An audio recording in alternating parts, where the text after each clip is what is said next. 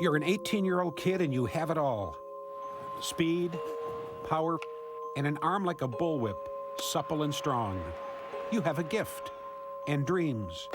You're 18 and all you've had from the get-go is that gift and those dreams of fame, of money, of glory, of making it to the bigs, to the show. You're almost there.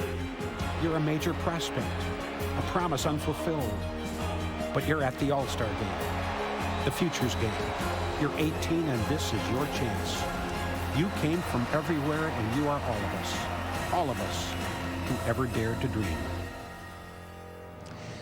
Welcome to the SiriusXM All-Star Futures Game. Cooler in Kansas City today, but still plenty hot enough for the trademark fountains in the outfield here at Kauffman Stadium, which is a perfect setting for baseball's All-Star stage.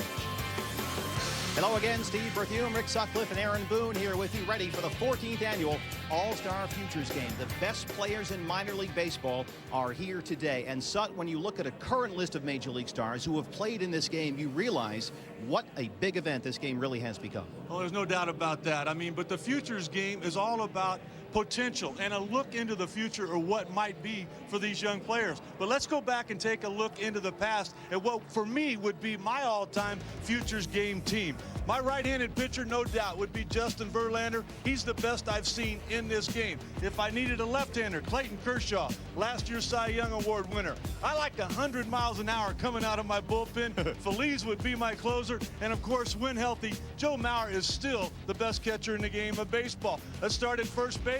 We've got Joey Votto, probably the best hitter in the game today. The production from Robinson Cano at second base is ridiculous. Castro with 200 hits from a shortstop. And what might be the MVP of the National League right now, David Wright for the Mets at third. Ryan Braun again playing like an MVP.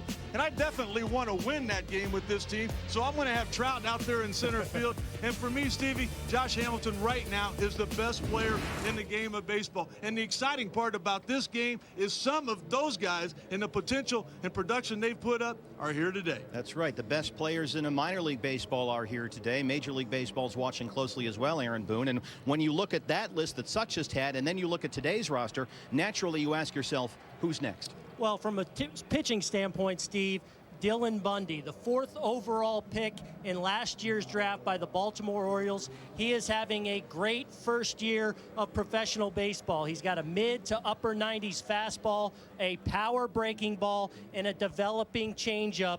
He is a potential future ace with the Baltimore Orioles. From a position player standpoint, if you like speed, then Billy Hamilton is your man. Perhaps the fastest guy in the sport, already with 104 steals on the season. The minor league record was set in 1983 by Vince Coleman. The Cincinnati Red farmhand will almost certainly shatter that record. He is a dynamic and exciting player hitting leadoff today. It's quite a roster for both teams. We are ready to go here. The 14th annual All-Star Futures Game from Kauffman Stadium in Kansas City. Minor League Baseball's top American players versus a world team of the MLB's top prospects from 12 different countries and territories. The Futures Game coming at you when we come back here from Kansas City. Thanks for the ticket, man. Thanks to my State Farm agent for saving me $480. No sweat. Hey, look, we're on fan cam. Y'all ready for this? Having the extra cash sure helps. And I can save even more by combining your auto and renter's policies. Cool. But what if we bought a house? Auto and home? We have even bigger savings for that. Wow, sounds good. More savings any way you shake it. Want to split some nachos? Sure. Get to a better state. State Farm. Ladies and gentlemen, if you got anything from me, it's to find your thing and do you.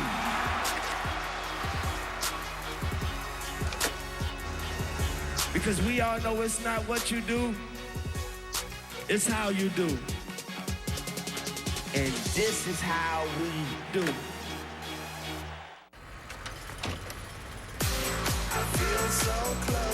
Okay, so you're no marathon man, but thanks to the HTC One X from AT&T with its built-in Beats audio, every note sounds amazingly clear, making it easy to get lost in the music. And, well, Rio Vista? lost. Introducing the musically enhanced HTC One X from AT&T. Rethink possible. Sunday Night Baseball on ESPN. This week, baseball's biggest rivalry is on baseball's biggest stage as the Yankees and Red Sox throw down at Fenway. New York's trio of all-star starters has the Bombers atop the division. The bad news is this is baseball's toughest division. But Big Papi and the Sox know every game counts in the merciless AL East. Boston aims for a momentum-swinging victory before the break. Sunday Night Baseball presented by Taco Bell. Yankees Red Sox tonight at 8 on ESPN. Sirius XM All-Star Futures Game is presented by Sirius XM Satellite Radio. We are ready to go for the 14th annual All-Star Futures Game here from beautiful Kauffman Stadium in Kansas City, which is in all-star form, ready for Major League Baseball's biggest stage. The fountains are in full bloom behind the George Brett statue, the Royals legend coaching the U.S. team here today against the World Team. They're presenting the lineups at home plate right now. Bernie Williams, former Yankee legend, running the World Team. 12 different countries and territories represented in the World Team dugout here today. Steve Berthiaume, Aaron Boone, and Rick Sutcliffe on the call for you here on ESPN2. Here's the lineup now as we get set for opening pitch here in just a moment. Booney, what are we looking at World Team-wise? Well, Jurickson Profar, the fine shortstop in the Ranger organization, perhaps the best position player prospect in this game. He can do it all.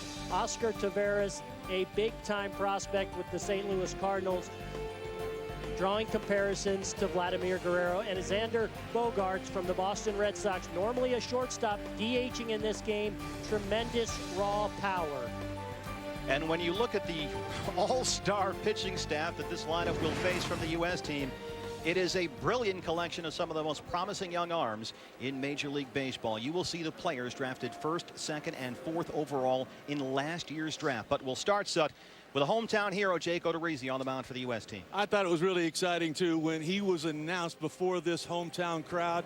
The reception that he got, one of the biggest rounds of applause. He had to even stop, take off his hat, and smile to the crowd. No question about it, the World Team has a terrific offense, but this is one of those kids that's more about composure than he is stuff. He will relish the opportunity to show off his ability here this afternoon. Getting a lot of Twitter questions today. When will this guy pitch? When can I see that guy pitch? Well, here it is for you. Now, each pitcher can only pitch 1 inning, so we've decided to let you know the schedule here. And this is what's coming up after Jake Odorizzi. Garrett Cole, the #1 pick overall last year, will pitch the 2nd inning. Behind him, the player drafted 2nd overall in last year's draft, Danny Hultzen, the Mariners prospect. Trevor Bauer was the 3rd overall pick. He's pitching today. He's already made 2 big league starts. That's how close some of these guys are to the major leagues. After that, you'll see Dylan Bundy, and people have been raving about him in the Orioles system. We're ready to go for first pitch here, Kansas City, Missouri, the 14th annual All-Star Futures Game.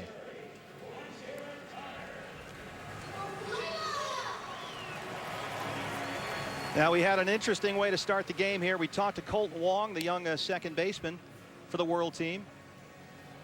And, for the U.S. team. And Colton Wong did a little Ozzie Smith to start the game.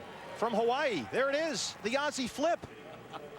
That's how you start off an all-star game. And certainly fitting that would come from a St. Louis Cardinal farmhand. He's a guy that is absolutely on the fast track, a great all-around second baseman in the Cardinals organization. Pedro Gomez with us down on the field. Keith Law in the stands as well. Keith has seen a lot of these guys and written a lot about them for ESPN.com. We start off here with the World Team second baseman. This is Gene Segura, 5'10", 165. He's a product of the Angels system.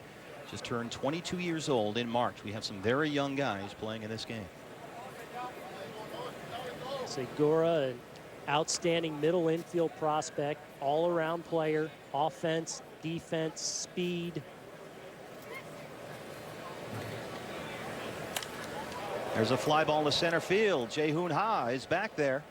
Pardon me, Anthony Goes for the Blue Jays is under it.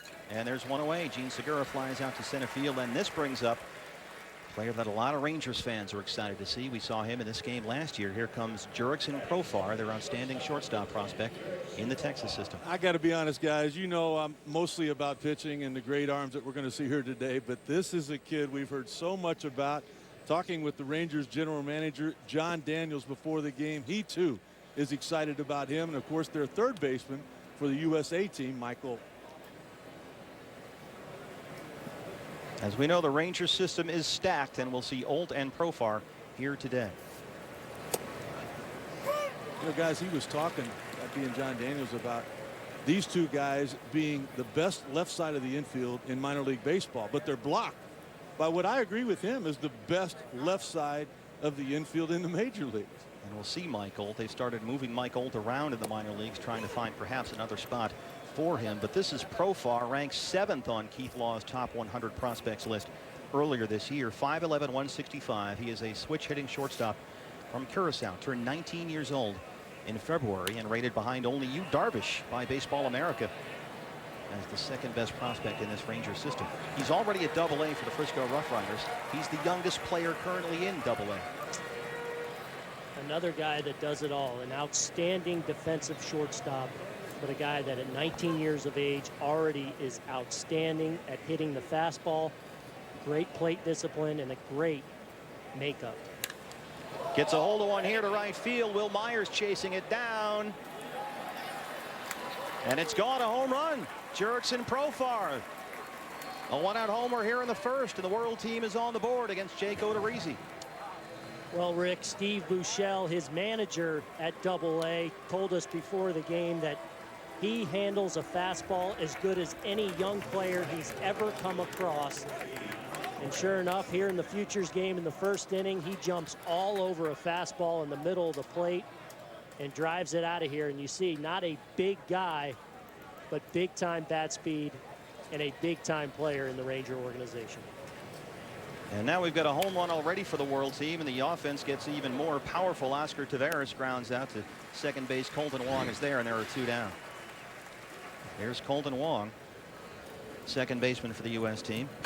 So Taveras grounds out. Now comes up Alfredo Marte. Look at that swing, the good lower half, and then just firing those hands along for the ride. Gets on a high fastball, not something that's easy to do for any hitter, but especially left-handed hitters. He handles it with ease, and that was a no-doubter down the line and right. Now you'll note we're going to keep the names of the batters up there during their entire at bat. It's something a little different, but we want to make sure you're aware of who you're looking at here. So you will see right now with Alfredo Marte, the cleanup man in Bernie Williams' order here. We'll leave his name up there for you along with his affiliation throughout his at bat. We'll do that over the course of the game so you can get a little more familiar with these players. We've all read a lot about them. You see some of them on the internet or at your minor league parks. But this might be the first time some of you are seeing these guys play live, so we want to make sure you know what you're looking at. 1-1 now from Jake Odorizzi. Sut, what about Odorizzi? He's a 4-pitch type guy. Curveball, slider, still a work in progress. Changeup, probably his best secondary pitch right now. But just like after giving up that home run, Steve, his composure is his main asset. Now this is Alfredo Marte, right-handed batting throwing outfielder in the Diamondbacks system. Just turned 23 in March and is having a breakout minor league season from Santo Domingo in the Dominican Republic. Fouls one back here. Suspect to prospect is the way the Diamondbacks general manager Kevin Towers described this slugger. Raul Mondesi-ish. He played in the Southern League All-Star game, went 2 for 2, double RBI, scored a run, and was the game's MVP. He has played for the Double-A Mobile Bay Bears in the Southern League, and the bat, as you mentioned, his son, has really progressed. The first 65 games, he was hitting .294, 14 home runs. He was slugging .579. The OPS was .945. He strikes out there, and Odorizzi is out of the first inning. But the World team is on the board. Jurickson Profar with a home run to right field over the head of Will Myers. We'll see Myers coming up batting third for the U.S. team. Through 1/2 inning so far at the 14th annual Futures game, it's the World team 1, the U.S. team coming up.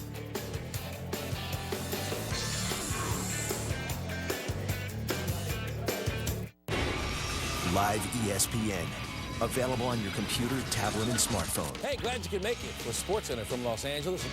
Download the Watch ESPN app or visit watchespn.com. It's the other way to watch ESPN. If anyone depends on you, listen to this important message. 3 out of 4 Americans know they need life insurance, and many who have it know they don't have enough. Sound like you? How would your family get by without you? Would they lose their home or their dreams of a good education? They don't have to. You can guarantee those you love $200,000, $500,000, $750,000 or more with life insurance through AIG Direct. We're part of AIG, one of the world's largest insurance organizations, and we'll help you get more for your money, up to 70% more. Just look, less than $17 a month buys a 40-year-old man a $250,000 term life policy. That's up to 3 times what you can get from other companies for the same price. No wonder millions of people worldwide rely on AIG companies. The call is free, the quote is free, and there's no obligation. Get the protection your family needs through AIG Direct, a leader in insurance. For a free quote, call 1-800-767-6040 or visit AIGDirect.com. U.S. coach George Brett getting ready to look at his team's first offensive at-bats of the game here. Welcome back to the All-Star Futures game. Jurickson Profar homered in the top of the first for the world team. And here's the U.S. lineup led by the fastest man in America, Billy Hamilton. Yeah, and Will Myers in that number 3 spot, perhaps the best hitting prospect in this game. He, of course, of the Kansas City Royals. Mike Olt, a prototypical third baseman, big-time power, becoming a very good defensive third baseman as well. And Anthony Gose, the center fielder, outstanding offensive player, very good defensive center fielder, probably the second fastest guy after Billy Hamilton. And the hometown Royals had one of their pitchers start for the U.S. team, and here is the same deal here for the world team. This is Giordano Ventura. And you know, Steve, I applaud both of these managers, Bernie Williams and George Brett, for getting it right. Get the local kid out here for the fans, an opportunity to take a look at him. He's got the big smile from the ovation that he too got. He's also got a big fastball to go along with it. And here's our first look, many for some, of Billy Hamilton, ranked 64th on Keith Law's top 100 prospects list this spring. The type of player baseball fans perhaps have not seen since Vince Coleman. This season with the high A Bakersfield Blaze in the California League, Billy Hamilton stole his 100th base in his 78th game of the year. Chopper, first base side, Jesus Aguilar. And Ventura does a good job covering one down. So we don't see Hamilton run the bases, at least not yet. Well, a good job by the World defense, understanding who's running. They execute that play perfectly. Ventura, a good job of getting over. And again, we'll show you the entire pitching plan here. They lost Liz Alberto Bonilla to an injury, so the World team staff set going with only 9 pitchers today. I like what they've done too, the world staff there, with the experience, the veteran type guys towards the end of this ball game in case they have a lead. Up next for the U.S. team, the second baseman Colton Wong, first round pick of the St. Louis Cardinals. In last year's draft, the 22nd player selected overall out of the University of Hawaii. Steve, that number down there in the bottom, was that the temperature or was that the velocity? Huh? I would say these guys are not fooling around. He is definitely loose. The first pitch of the game, 98, already up to 100. Jake Odorizzi started for the U.S. team, and one of the top Royals pitching prospects. In fact, their top pitching prospect. And here is Giordano Ventura, a little lower in the Royal system, a bit younger. Colton Wong misses there. Wong playing this year at Double-A for the Springfield Cardinals in the Texas League.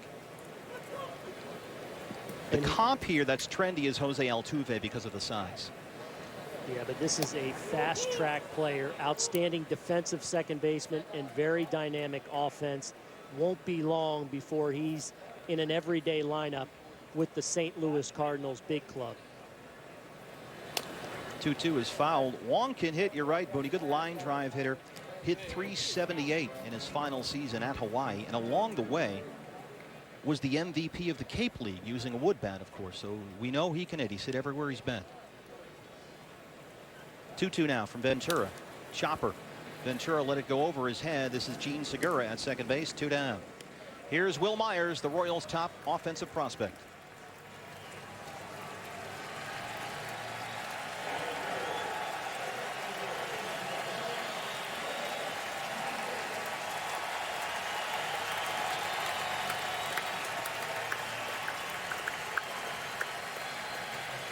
And boy, guys, the number 1 could not be more apropos.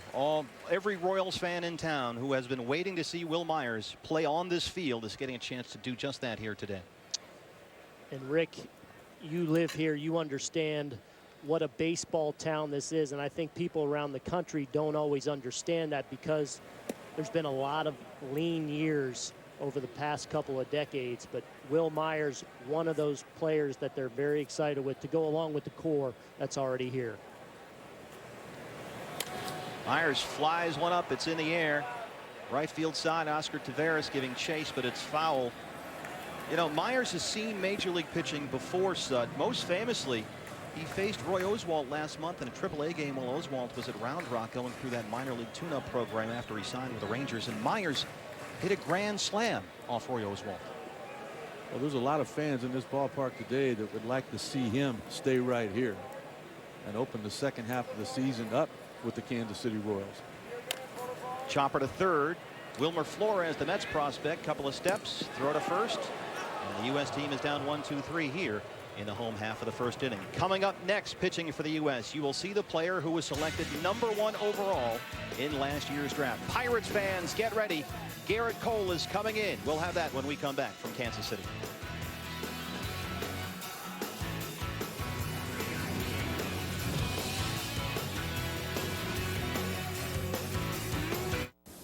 With a driving range of more than 550 miles, you'll inevitably find yourself on a desolate highway in your Jeep Grand Cherokee. And when you do, you'll be grateful for the adaptive cruise control that automatically adjusts your speed when approaching slower traffic. And for the blind spot monitoring that helps remind you that the highway might not be as desolate as you thought.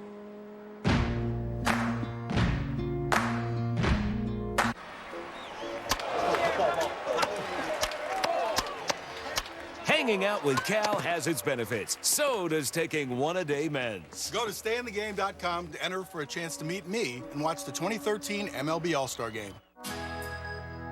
Let's have a barbecue today. Today is barbecue day at Burger King. Try the new Texas Whopper with smoky barbecue sauce and spicy jalapenos. Perfect with our new sweet potato fries. Part of our new summer barbecue menu. Burger King, where taste is king. You know what I love about this country? Trick question. I love everything about this country, including Prilosec OTC. You know, 1 pill each morning treats your frequent heartburn so you can enjoy all this great land of ours as often. Like demolition derbies and drive-through weddings.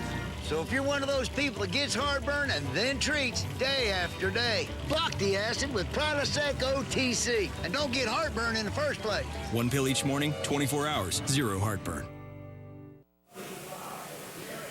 World team leads the U.S. team 1-0 as we get set for the top of the second inning here at the Futures game in Kansas City. And on the mound now for George Brett's U.S. team, the player who was selected first overall by the Pittsburgh Pirates at last year's draft. 21 years old, turns 22 in September. This is Garrett Cole. You're talking about a tremendous athlete. You're talking about a guy that too can touch 100 miles an hour.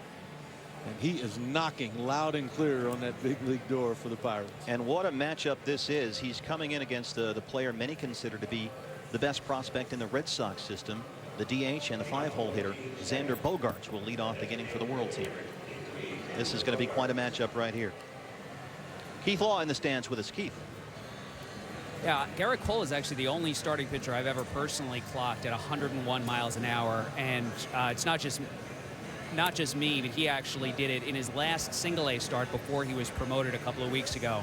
101 on the 4-seamer, 95 on the 2-seamer, and a slider as hard as 92 miles an hour.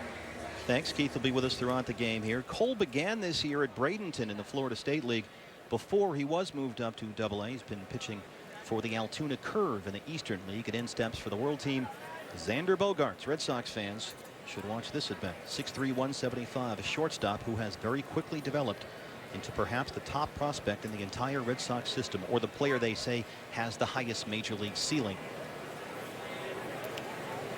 Cole and Bogaerts, good matchup here. Guys, I had a chance to talk to Theo Epstein this morning.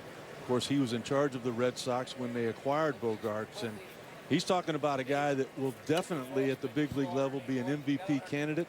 Talked about him possibly being an all-star for a decade. Misses again right there. He's a shortstop right now, but with his size and power, and as you mentioned, he projects as a 30 home run bat in the major league level. He profiles better at third base. In the major league comp here is another guy with about the same build. You hear this a lot, Hanley Ramirez. Well, he's got that great bat speed that Hanley possesses. capable of playing shortstop, but you're right, Steve. I think as he continues to fill out, just 19 years of age, eventually third base is where he's going to land at. And I found it interesting, Rick, that you were saying about Theo, projecting him as maybe a 10-time All-Star. Theo, not a guy that engages in hyperbole a lot. This tells you this kid is a special, special talent. Cole gets Bogarts right there. Strikeout, 1 away. Let's go down to the field now. Pedro Gomez is with our U.S. team starter, Jake Odorizzi. Jake, obviously, this is the stadium that you want to be pitching in. How great was it for you to hear that ovation when you were announced? It was fantastic. I mean, I was kind of overcome when they announced me, and I got that ovation. I just had to, tip my hat to them and just, thank you. This is amazing. I want to be here, a long time. On the other side, a guy that obviously the Royals would love to see in a rotation with you, Yordano Ventura.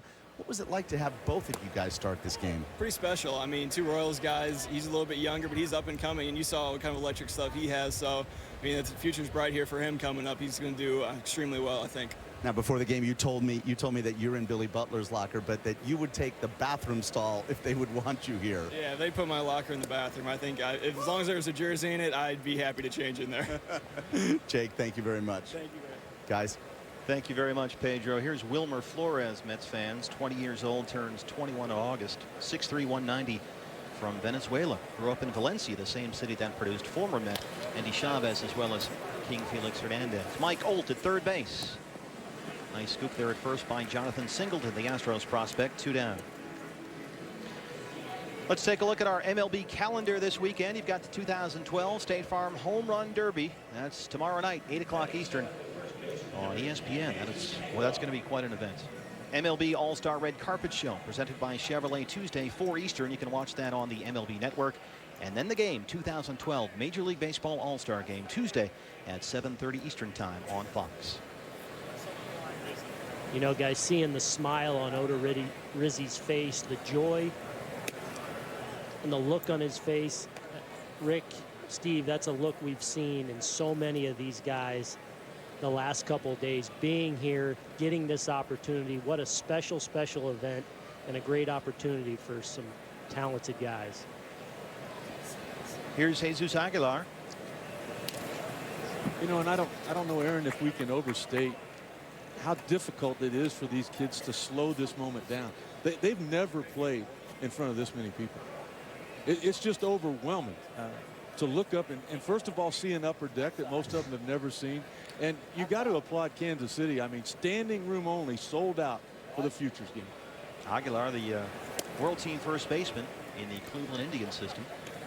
Indians have a couple of young guys here that we'll see later in the game. Now Cole is ahead here now, 1-2. Guys, he's making it look easy.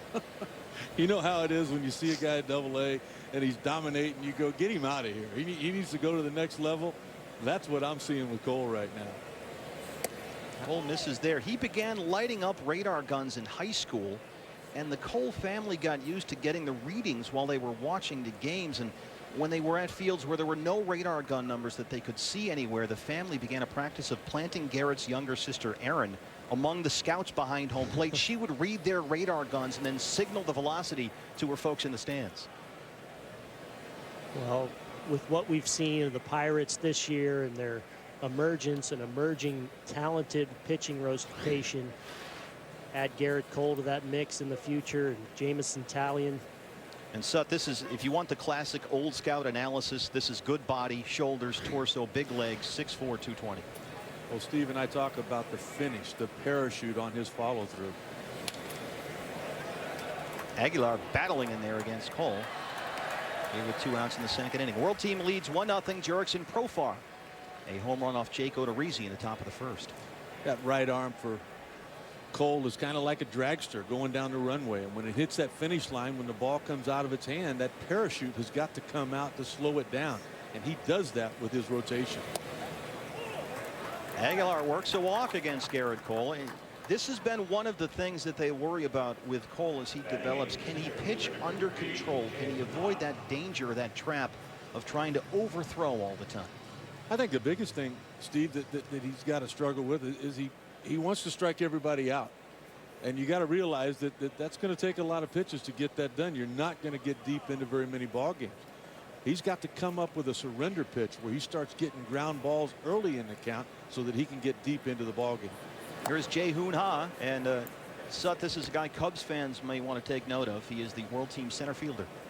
He's as good a center fielder as I've ever seen, and that comes on the heels of course, watching Bobby De Niro win a Gold Glove when I was there in Chicago.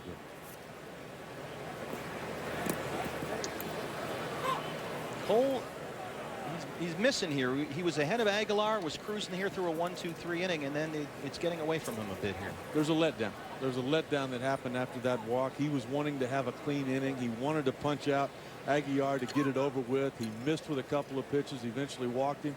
Now he's out of the stretch, a position that right now just doesn't look comfortable to him. He gets a strike. How about that? A 2-0 changeup right there to Ha. He walked the previous hitter on a 3-2 changeup, something we know is in his repertoire, but you would think such a power pitcher, Rick, I thought you said it perfect, a surrender pitch, something that he can take a little bit off that fastball, maybe work it down in the zone, get ground balls, get easy outs.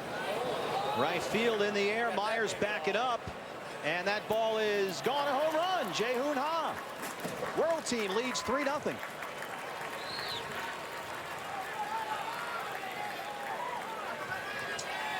Profar in the first, Ha here in the second. 3-0 World. There's not a whole lot of talent at the minor league level for the Chicago Cubs right now. I don't even think Theo Epstein realized what a mess he was taking over. But you've seen Rizzo come to the big leagues and immediately have an impact at first base. Brett Jackson will be there at some point, probably in a corner position. Although he's tremendous defensively, Ha just simply is better. And now you see the opposite field power off of Ha right there. This is a kid that's only hitting 250 right now, but something like this might elevate his game to where they hope it to be. Only has 3 home runs this season. Here is the number 9 man in the world order. This is the catcher in the Brave system, Chris John Betancourt. Fouls one back here. And this guy can throw a baseball. Just 20 years old, turns 21 in September, signed out of Panama. 6'2", 220. Played all of the season so far at AA Mississippi in the Southern League. Where through the first 50 games, he hit 254. The offensive development has required some patience, but defensively, the reviews don't get any more rave than they do here. And one of the games within the games we know we've been talking about, we hope to see, is Betancourt behind the plate with Billy Hamilton on at first base. You know he's going to take off. Let's see how he does against the best throwing catcher in the minor leagues. Garrett Cole strikes him out, two strikeouts in the inning for Garrett Cole, but he also gives up a 2-run home run. So the U.S. team has some work to do here. Up next, you'll see one of the Rangers' top prospects, Mike Olt, for the U.S. team.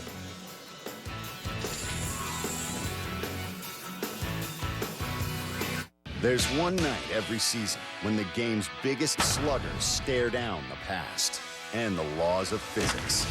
It's the State Farm Home Run Derby on baseball's biggest stage. Tomorrow at 8 on ESPN.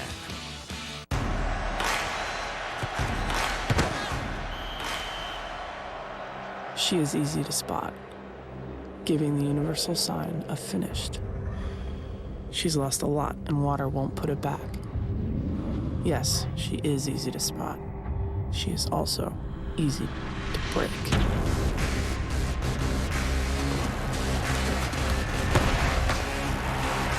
Hydration to help replace what you sweat out. Part of the G series. A nature documentary. A foreign love story. A horror film about a serial killer bee. The right sound makes all the difference, and the right education can help you make the right sound. At an Art Institute school, students can learn on professional-grade equipment to prepare for a range of audio professions, from live audio to studio production. Bring your ideas to life in audio production. Call or click now. World team leads the U.S. 3-0 here as we get set for the bottom of the second inning at the Futures game. There's the George Brett statue out behind the fountains at Kauffman Stadium here, one of several statues out in the outfield. There's a lot going on out there, Sutton, in the outfield. You got miniature golf, little baseball field, A lot of food, statues, fountains. And you know what, Stevie, that's really the reason that Kansas City was awarded the All-Star game, was all of the improvements that they've made to where it's so much more than just a ball game now. It's almost like an event when you bring your family here. There's a lot to do. You can walk around and see the statues. There's also that terrific Kansas City Royals Hall of Fame. New pitcher for the world team is Jose Fernandez. He can get it up there in a hurry. Josh Beckett type hype. A little bit raw right now. His command's not quite there. You can see there he's put everything he has into every pitch. A max effort type guy. And why wouldn't you be when you know you're only going to be out there for 1 inning?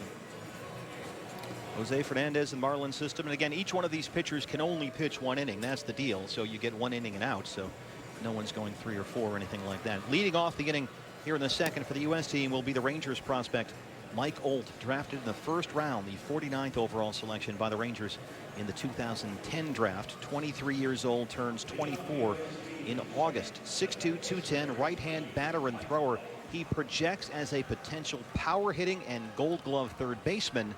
The question is, will he continue at third base? That side of the infield in Texas, pretty well spoken for. And right now he's been playing some first base, some corner outfield in the minor leagues in case they need him in that capacity, because obviously Beltre not going anywhere anytime soon. But there's no question about it, guys, that Mike Olt is a big-time third base prospect. He does it on both sides of the ball. And Rick, he was putting on a show in early batting practice.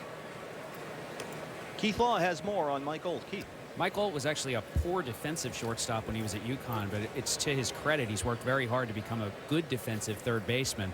As you said before, he's blocked in Texas, but I think there's a good chance they move him to first base just to try to get that bat in the lineup. Yeah, with Adrian Beltre at third, the Rangers have recently started and given some time over there. And I talked to him today, says first base is coming along. The outfield as well. He's happy to play either spot, no problem.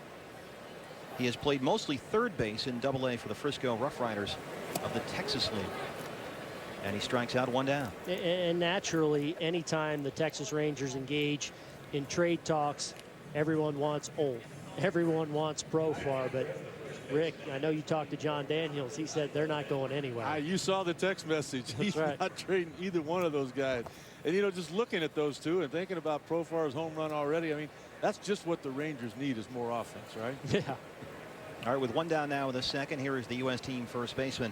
This is Jonathan Singleton stepping in against Jose Fernandez, drafted by the Phillies in the 8th round of the 2009 draft out of high school in Long Beach, California. He was acquired by the Astros in the Hunter Pence trade. And so many, when these deals are made, they're just names for so many of us.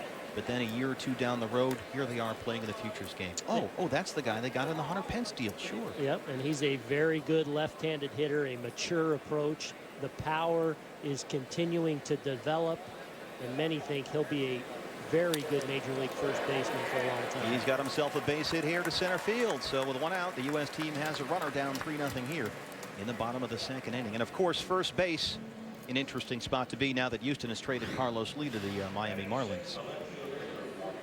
Jonathan Singleton right there. Well, you see a classic low ball hitter from the left side, the nice bat flip release.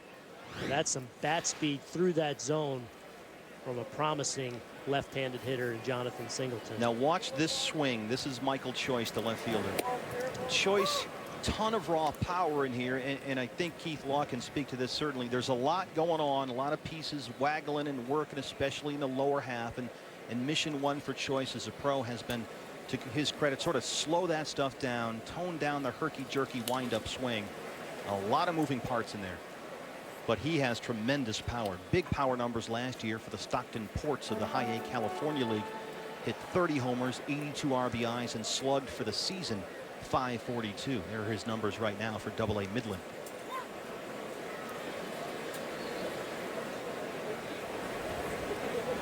Singleton off first, and Fernandez will keep him close. Choice, first-round pick of the Oakland A's, the 10th overall selection in the 2010 draft out of the University of Texas Arlington. That's a good program. He was their first ever first-round pick, but that school has produced Ryan Roberts and Hunter Pence. Speaking of Hunter Pence, Dylan G, John Lackey. So he comes from a good program here.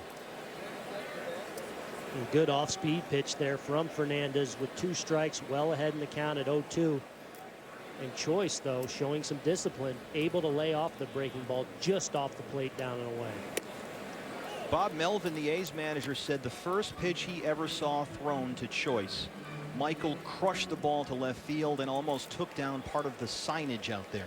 Melvin said Choice is going to have plus power.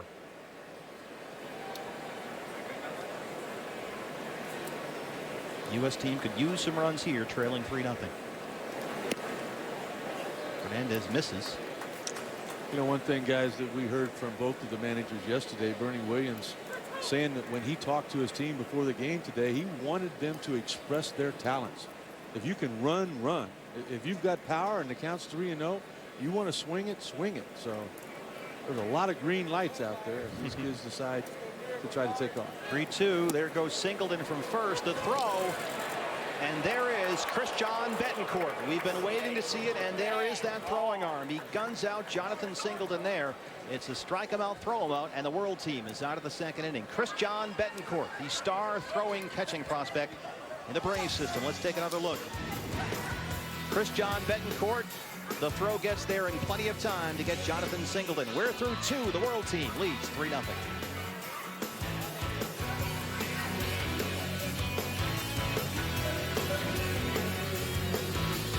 Introducing the all-new Sobakawa Cloud Pillow, a pillow 300 years in the making, based on the traditional Asian buckwheat pillow. The Sobakawa Cloud is filled with over 10 million air beads, a virtual sea of clouds. It does 3 things no other pillow does. Gives adjustable support, cools your head, and never breaks down. We placed eggs on the bottom of these cylinders, filled this cylinder with feathers from an expensive pillow. This 10-pound weight crushes the feathers and smashes the eggs. In this tube, we have stuffing from a fiber pillow, and it offers little resistance. Then we tried memory foam, and the weight wins again.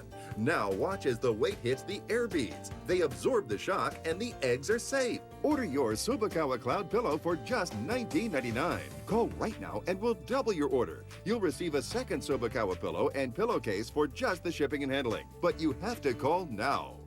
To order, call 1-800-618-7115. That's 1-800-618-7115. Call now. I'm a Major League Baseball All-Star. I didn't get here by chance. I didn't take the road of easy or the path of the painless. I worked hard to take this field. For my team. For my league. If I'm calling an all-star break, it's not a break. It's not a break. For we play on. Because the battle for the postseason begins now. I play for the American League. Juego para la Liga Americana. I play for the National League. I will win. I will win. I will win. The road to October starts here. The MLB All-Star Game, July 10th.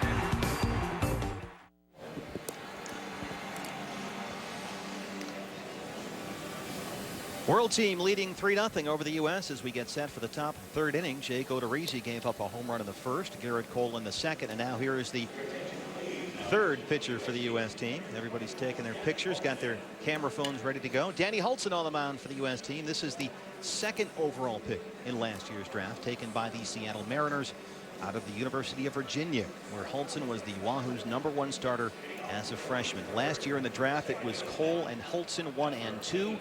And it's gone that way as well here today for U.S. coach George Brett. Guys, another poised type pitcher. Mariners are obviously really high on the guy. 91 to 93. We'll probably see 93 to 94 today. A plus changeup with a lot of deception. Gene Segura steps in. He flew out to center field in the first. Baseball America this winter rated Gene Segura as the 2nd best prospect in the Angels organization, behind only Mike Trout. Olsen, there's a nice strike right there. Now where Segura fits in the Angels middle infield, a little cloudy right now. They have Eric Ibar, they have Howie Kendrick. Both guys signed for the next several seasons going into 2015 and 16. But Segura impressed in spring training this year. Showed some flashes, went 8 for 21, a couple of home runs in 11 Cactus League games. You know, guys, I talked with Mike Scioscia earlier today about their prospect, and of course he, like all of the other front office people, high on the youngster. Had an injury a couple of years ago that was almost devastating. We look at a foul ball down the right field line. He described it kind of like what happened to Bobby Valentine. You know what a terrific prospect Bobby Valentine was until that injury. So when you watch him walk, it looks like there's a little bit of a limp there, but does not affect his speed whatsoever. He's behind 1-2 here against Danny Hultzen.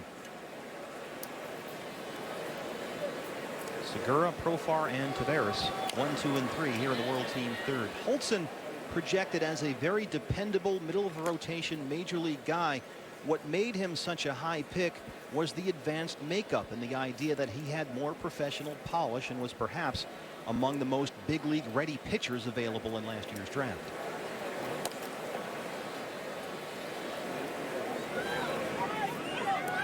Let's take a look at last year's first round draft pick, and here you go. Cole 1, Hultzen 2, Trevor Bauer went 3. He's pitching today for the Diamondbacks, then Bundy and on down the list. All these players are here today. Not bad.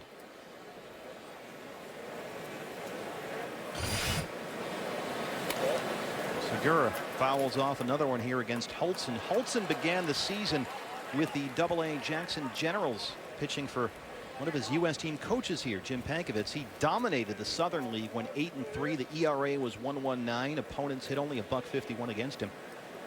38 hits in 75 1/3 at AA, where he made 13 starts and pitched a scoreless inning in the Southern League All-Star game. Shortstop, Billy Hamilton.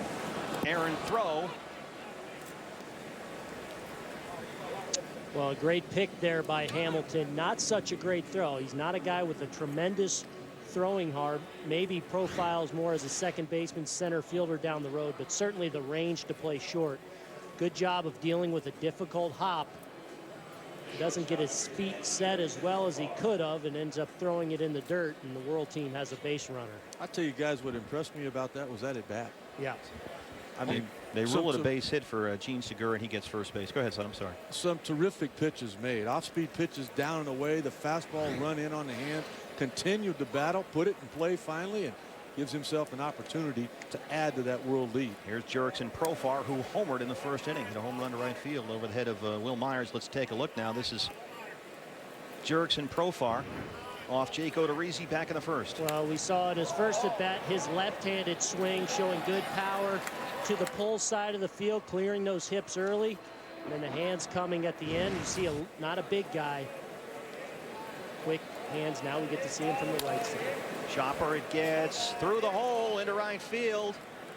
Segura going to go to third, and he's safe. World Team now with runners on the corners and no outs, already leading 3-0.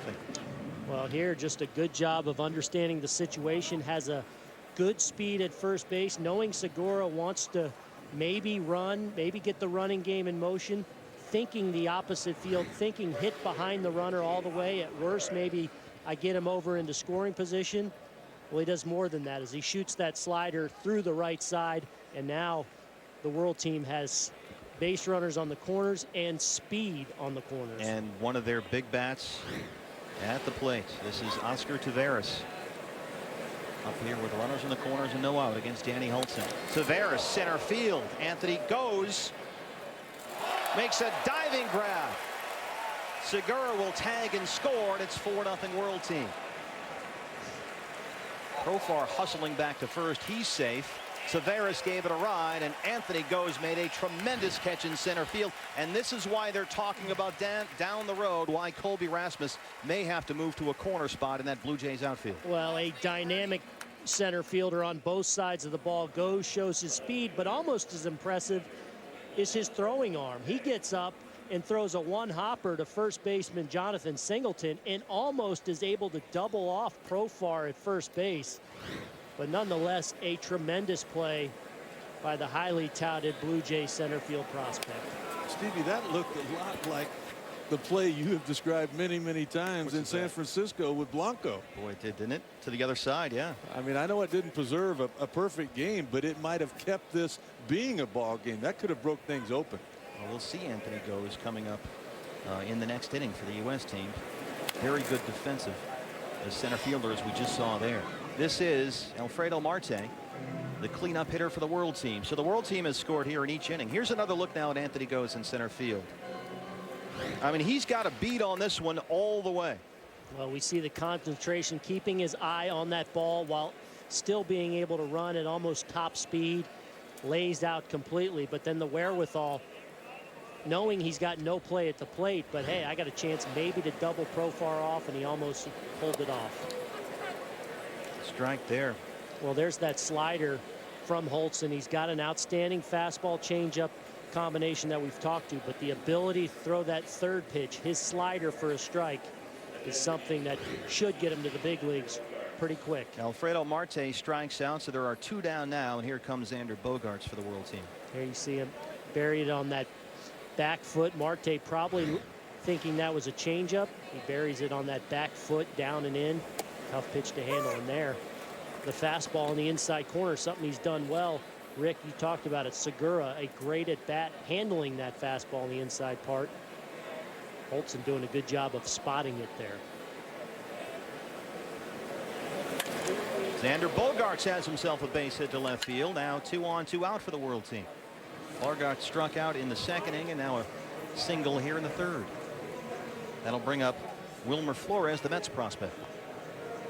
I think for a lot of these guys, Aaron, I know you can relate being an everyday player. Things are starting to slow down a little bit for him now. Bogaerts probably trying to go deep in that first at bat now. All right, I've been here. I'm breathing normal right now. Let me show some of the abilities that people have been talking about. So Profar on second, Bogaerts on first, and here is Wilmer Flores.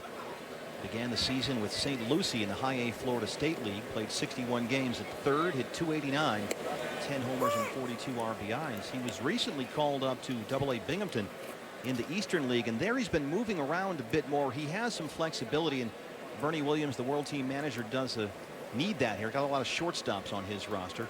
Flores has played first, second, and third. His bat has been outstanding.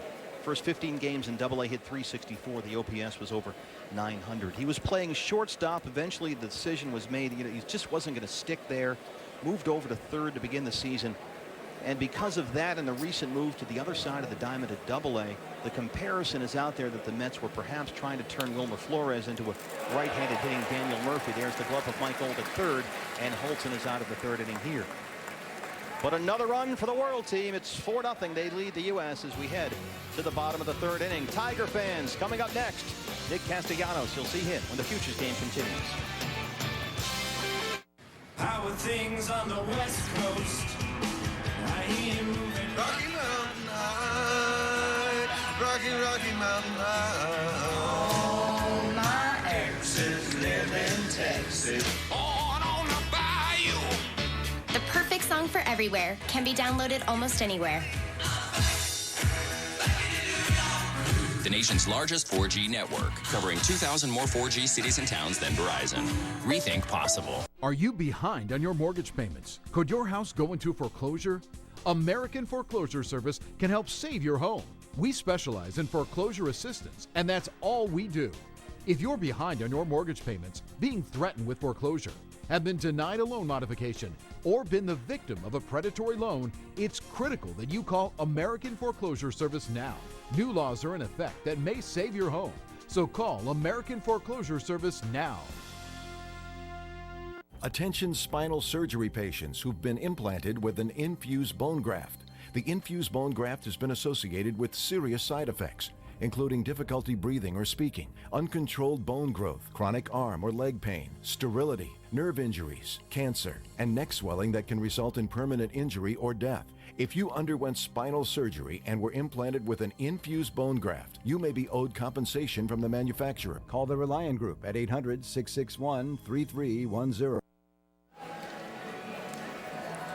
Back in Kansas City, 14th annual All-Star Futures game. The crowds are out here to see some of the Royals' top prospects. We have a full house here, and the best players in the minor leagues are here as well. The World Team leads the U.S. team 4-0 as we get set for the bottom of the 3rd. 7, 8, and 9 in manager George Brent's lineup.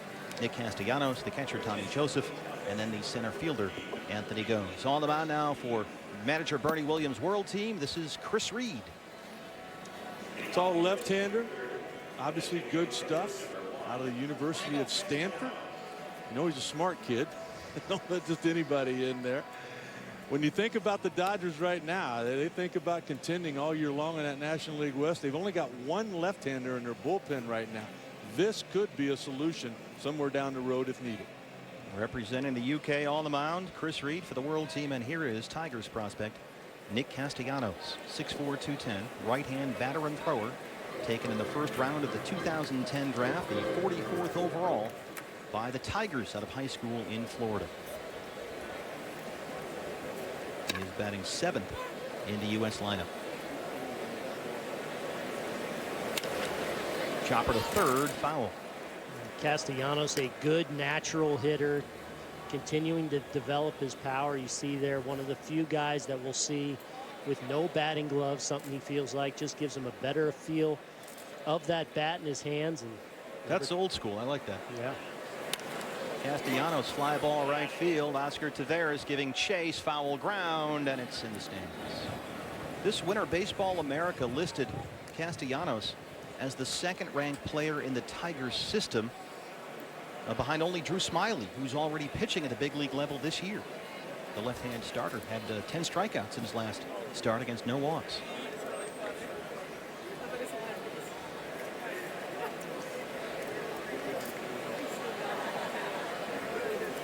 Castellanos strikes out. One down. Pedro Gomez down on the field with Jose Fernandez, who pitched the second inning for the World team. Jose, what a journey for you. When you think back 5-6 years ago, you tried to come to America. They sent you back to Cuba. You come back, and now you're pitching in this game just a few steps away from the major leagues. What is this like for you? I mean, it feels amazing. You know, I can't describe it. It's a great feeling, and, you know, just here playing for my team, and, you know, not much, man. I'm having fun, meeting new players, a lot of talent in this game, and I enjoy it. How much was the adrenaline pumping for you out there? Oh, big time, big time. It was a lot. You know, I was nervous, I'm not going to lie, but, you know, like when I threw the first pitch, I feel, you know, like, all right, let me get to work now. And it came out pretty good. I'm not sure a lot of people know your story, that you actually came to this country at age 14 and the Coast Guard caught you. They stuck you in a jail. You sent you back to Cuba. Then you came back again another time. Finally were able to get here. What has all this been like? You know, it's just a dream. You know, it's just a dream from Cuba.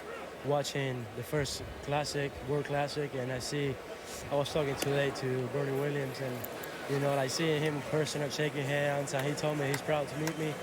It's, you know, it's just a feeling that I can't describe. It's amazing. It's a guy I looked up to when I was 9 years old, and I hit a home run against Cuba, and like I look up to the guy. I don't even know that he played for the Yankees, but, you know, I love the man, and it's been amazing to just play for him here. Jose, thank you. Continued success. Steve, back to you. Thank you. Pedro, thank you. Thank you, Jose. We just saw Tommy Joseph, the catcher, the Giants prospect, draw a walk from Chris Reed, and now here's the number 9 man in manager George Brent's lineup. This is Anthony Goes. We've already seen him defensively dazzle in the outfield, and this is his first at bats. Selected by the Phillies in the second round of the 2008 draft out of high school in California. You know, guys, just thinking about Fernandez, and they talk about the bases loaded, nobody out, being a tough situation. That's nothing compared to what he went through as a kid to get here. Wow. Goes second base, Segura. It gets through. Joseph will head to third. Segura takes the throw gets away now. Goes has second. They'll hold Joseph at third, so the U.S. has something going here. I'll tell you what, guys, for me, that is really impressive on the part of Reed. The fact that that ball was hit to the right side, you know that the catcher immediately is hollering to get over. You might have to cover first base. You break in that direction a little bit. And then, even knowing that it's a catcher running the bases, Joseph deserves a lot of credit trying to get there with just one out. But look at Reed. Look at the anticipation being there to keep that run from scoring. There he goes, starts to take off, realizes that, and then look at this. Right now takes off going, I know what I got to do. I have a job to do. Maybe that play could have been made. Maybe it should have been made, but it wasn't. I need to be behind third.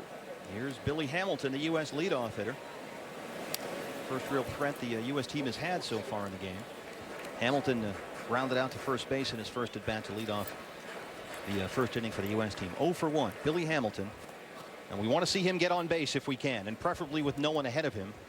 And then we can really see the speed that we've all heard so much about. Well, as you guys know, he's a natural hitter from the right side, much more comfortable here. He was saying before the game that hitting left-handed is still a work in progress, but obviously going to try to figure that out to take advantage of his speed. The minor league record is 145 steals, set in 1983 by Vince Coleman at Macon. And Billy Hamilton has that mark in his sights as he gets ready to move up to Double-A now. Well, what's been impressive to me is obviously the great speed, but guys, you cannot steal first base, and he has gotten on at a .413 clip so far this year, just showing that there's a maturity to his strike zone discipline already at this young age. Center field, Jae-Hoon Ha. It's over his head. This will score at least 2. And look at Hamilton fly. Billy Hamilton, there he goes. No throw to third.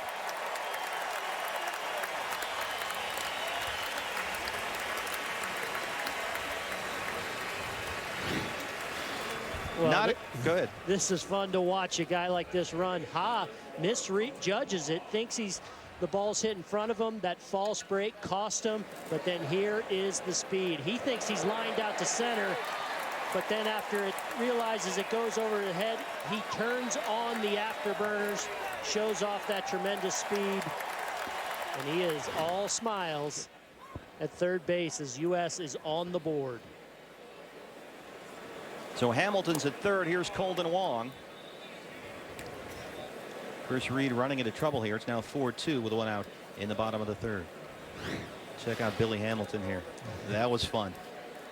I got to go from home to third all in one shot. He's been doing a lot of smiling the last couple of years. Here's Colton Wong, grounded out to second base in his first at bat back of the first inning. The Cardinals second base prospect. You know, guys, I find it interesting the last week or two as we've started to get information about these guys, and you see that Billy Hamilton stolen base mark just climbing and climbing every day. I had to check this morning to make sure he didn't steal another base by showing up to the ballpark today. They come 2 and 3 at a time. Chris Reed fields it and throws it away. Hamilton will score. Wong goes to second, and he's going to go to third. He's going to get in there. Colton Wong. The tying run on third now for the U.S. team. It's 4-3. Guys, that is all about what Billy Hamilton can do to a pitcher. That was totally in the mind of Reed. As he caught this ball, he wasn't sure what was happening with Hamilton. He hesitated a little bit and all of a sudden decided to go to first, completely rattled. Watch what happens with Hamilton here. He takes a look at it. Look at it. He's going down. Look, he's going. He spins awkwardly. The throw gets away from him. Hamilton was going back to third, but with Reed's back turned to him, he wasn't sure about that. Spiked the throw on what is a routine play, and now you've got to come out to try to settle him down. They score that E1, and now the U.S. team has the tying run at third with 1 out for the hometown hero, Will Myers. Big spot for number 1 here in the Royals system, where they cannot wait to see him here. It's on the tips of everyone's tongues here. They want to talk about Will Myers. They want to see Will Myers. Royals fans are just so enthusiastic about this young guy. Well, we've been hearing for the last couple of years all the great prospects in the Royal system. We've seen Hosmer come to the big leagues. We've seen Moustakas come to the big leagues. Will Myers, cut out of that same cloth, a guy that will be here and part of a strong nucleus for a long time. He's up there now with Colton Wong on third base. Myers came up as a catcher, was drafted as a catcher, played catcher in rookie ball and in A-ball before he was moved to the outfield. This season, mostly center field, does not have great speed, but with a power projection as a 20 to 30 home run guy at the big league level, he profiles certainly as a corner outfielder in Kansas City, and they're thinking right field, but then you wonder, okay, where does Jeff Francoeur fit in here? He's played well here. He's contributed very much on and off the field, but he's got a 2-year, $13.5 million deal. Where do you make room for Will Myers?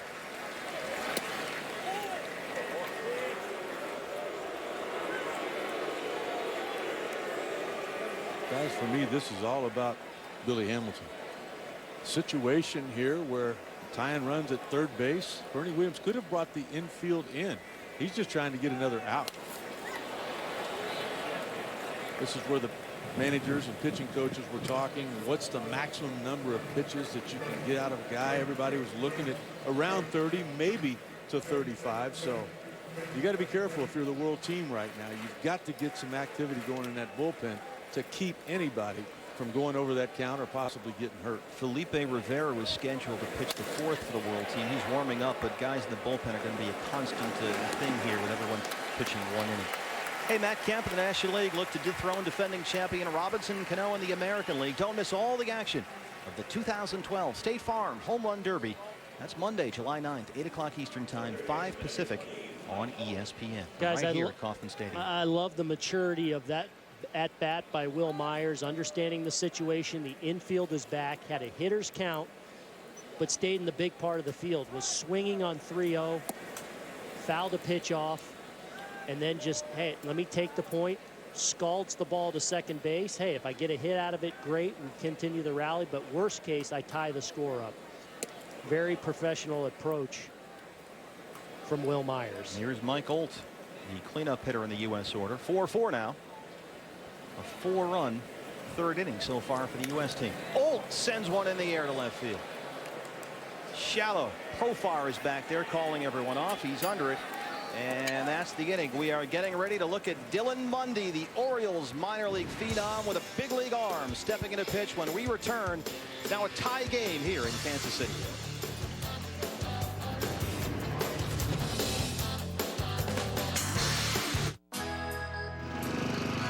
Hey, let's have a barbecue today. Today is barbecue day at Burger King. Come and try our delicious new frozen lemonade. Refreshingly tart and sweet. Perfect for summer. Part of our new summer barbecue menu. Burger King, where taste is king. This is Mike. Mike's being healthy and chewing like a man. Introducing One-A-Day Vitacraves for Men. It's a gummy multivitamin with more vitamin B to convert food to energy and help Mike do manly things like wrestle bears and take out the garbage. New One-A-Day Vitacraves for Men. If you want to play in the same sandbox as luxury SUVs, it helps to have an interior full of hand-selected wood trim and soft premium leather. And it doesn't hurt to have a select terrain dial that truly performs.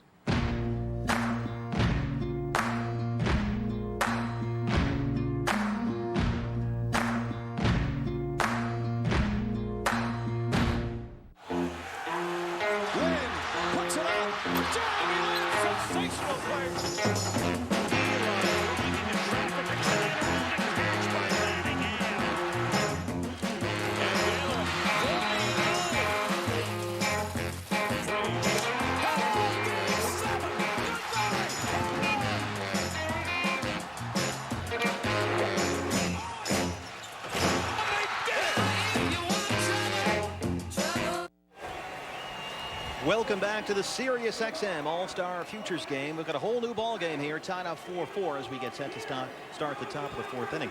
And on the mound now for George Brett's U.S. team, ranked 11th on Keith Law's top 100 prospects list this spring. Drafted 4th overall last year by the Baltimore Orioles, just 19 years old, out of Owasso, Oklahoma.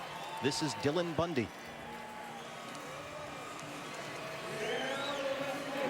This, according to Baseball America, is the top prospect in the Orioles system, and other excellent sources have written that Bundy is not only the best pitching prospect in baseball, but the best prospect in baseball, period. Keith Law now with more on Dylan Bundy.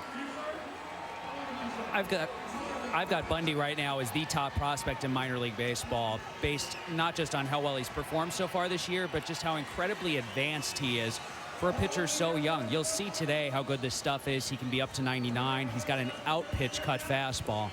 But what's amazing is just how mature his approach is. Not just his ability to control the strike zone, but his ability to set hitters up, use his different off-speed weapons to get hitters out in multiple ways. Looking forward to this, Keith. Thanks very much. Booney, you're already well familiar with Dylan Bundy. Yeah, I had the opportunity last year of presenting the Gatorade High School Baseball Player of the Year Award to Dylan Bundy in Tulsa, Oklahoma. Got to spend the day with him. Just a really great kid, tremendous character, great makeup, and a big, big right arm. And, you know, Keith talked about that great fastball and power curveball, but he's got what they call a developing changeup. And I asked about him before the game. I said, how's the developing changeup coming along? And he said, no, it's developed. He's a confident young man. Gatorade National Player of the Year award presented to the best high school player in the country. That was Dylan Bundy. And here he is in the MLB All-Star Futures game. Jesus Aguilar is in there. Another thing, that cut fastball that Keith Law talked about is an absolute weapon and a great pitch for him, but something the Orioles have not allowed him to throw this year very often. They don't like him to, for whatever reason, to throw that very often, and so he hasn't been working on that changeup. Aguilar has himself a leadoff single here in the fourth. A lot of offense so far from the World team. Doesn't matter who's out there. And coming up now, the center fielder, this will be Jae-Hoon Ha. Well, Aguilar was one of those guys putting a show on in batting practice before the ball game, and this an absolute rocket up the middle on a pitch down in the strike zone. Big power prospect for the Cleveland Indians. And here is the Cubs center field prospect, Jae-Hoon Ha. Dylan Bundy began the season at low A ball, pitching for the Delmarva Shorebirds, and had scouts all over the country booking plane tickets just to go watch him pitch. He opened his professional career with 13 no-hit innings. In 8 starts for Delmarva, pitched 30 innings, did not give up an earned run. That's right, an ERA of 0. 30 innings, 40 strikeouts, only 2 walks. Ha swings and misses there. He's since been called up to pitch at the high A level, now pitching for the Frederick Keys of the Carolina League.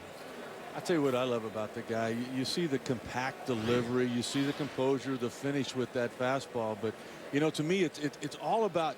They talk about a hitter with bat speed. You got bat speed. A base runner with speed. He's able to accelerate.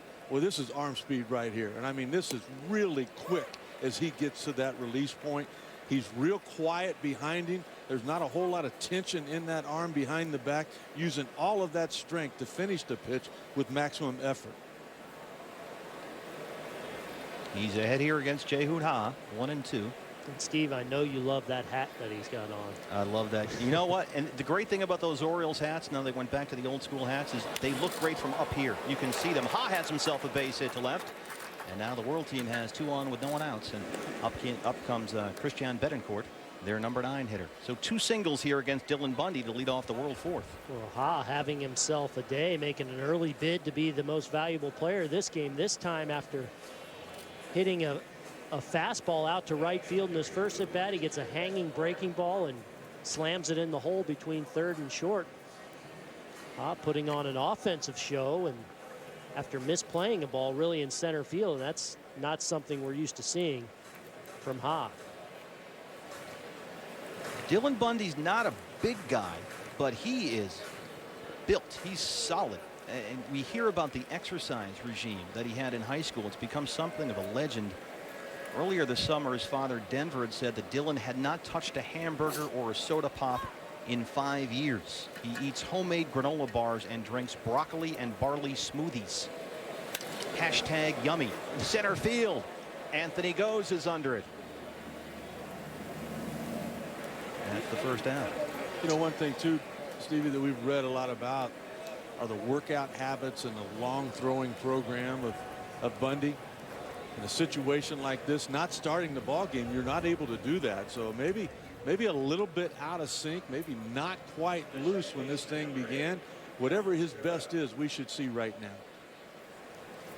He's got a routine very similar to that of the Diamondbacks' Trevor Bauer, who went 1 spot before Bundy in last year's draft. He does the long toss, 30 to 45-minute routine involving throwing the ball 300 or 400 feet. And so this is becoming kind of trendy with some of these young guys, the long tossing, throwing foul pole to foul pole. You know, it's not only trendy, but it's mental. Gets away. And Aguilar is out at third. That's Tommy Joseph, the catcher, the Giants prospect.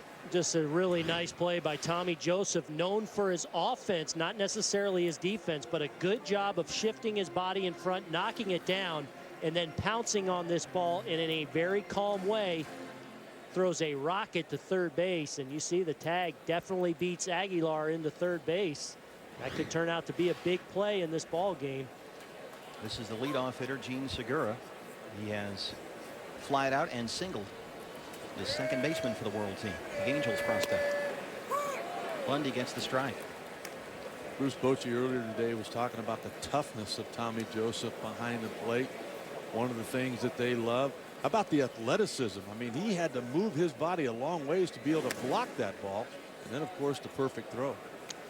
And Rick, he too could be a guy that may have to move down the road. Obviously, Buster Posey, their backup catcher now is Sanchez. Sanchez has done an outstanding job, kind of a defense, offensive guy. So an embarrassing of riches. Was running on the play. And now he'll go back on the foul ball. It's 1-2. About the range, guys, of an infielder or an outfielder. Look at the range on this catcher here. Look at the ball breaking. Look how far he has to go over. Gets the glove in front of it. Look at where he picks it up. Almost out of the circle there. Surrounding home plate. Comes up with it. You got to be able to slow the moment down once in a while in the game. And he was able to do that, to come up with the ball. Then he sped it right back up to make the throw. Tommy Joseph, second-round pick of the Giants in the 2009 draft out of Horizon High School in Scottsdale, Arizona. Here's another base hit. Segura is aboard now, so 2 on and 2 out. And here comes Jurickson Profar. Bundy, 3 hits allowed in this inning. In 30 innings at Delmarva for his entire low-A season, he gave up only 5 hits. He's given up 3 here in the 4th. Well, Steve, he's made a lot of mistakes with hanging breaking balls. And what that says to me is that he just simply didn't have time to get it ready. If you guys remember when George Brett was talking about not wanting to hurt any of the pitchers in this game, I suggested the thing that I would have done. I would have him leave an inning in the bullpen. Go ahead and throw 1 inning in the bullpen. You're starting. All these guys are mostly starting pitchers anyway. Go ahead and go out there like you're prepared to throw that 2nd inning, just to make sure.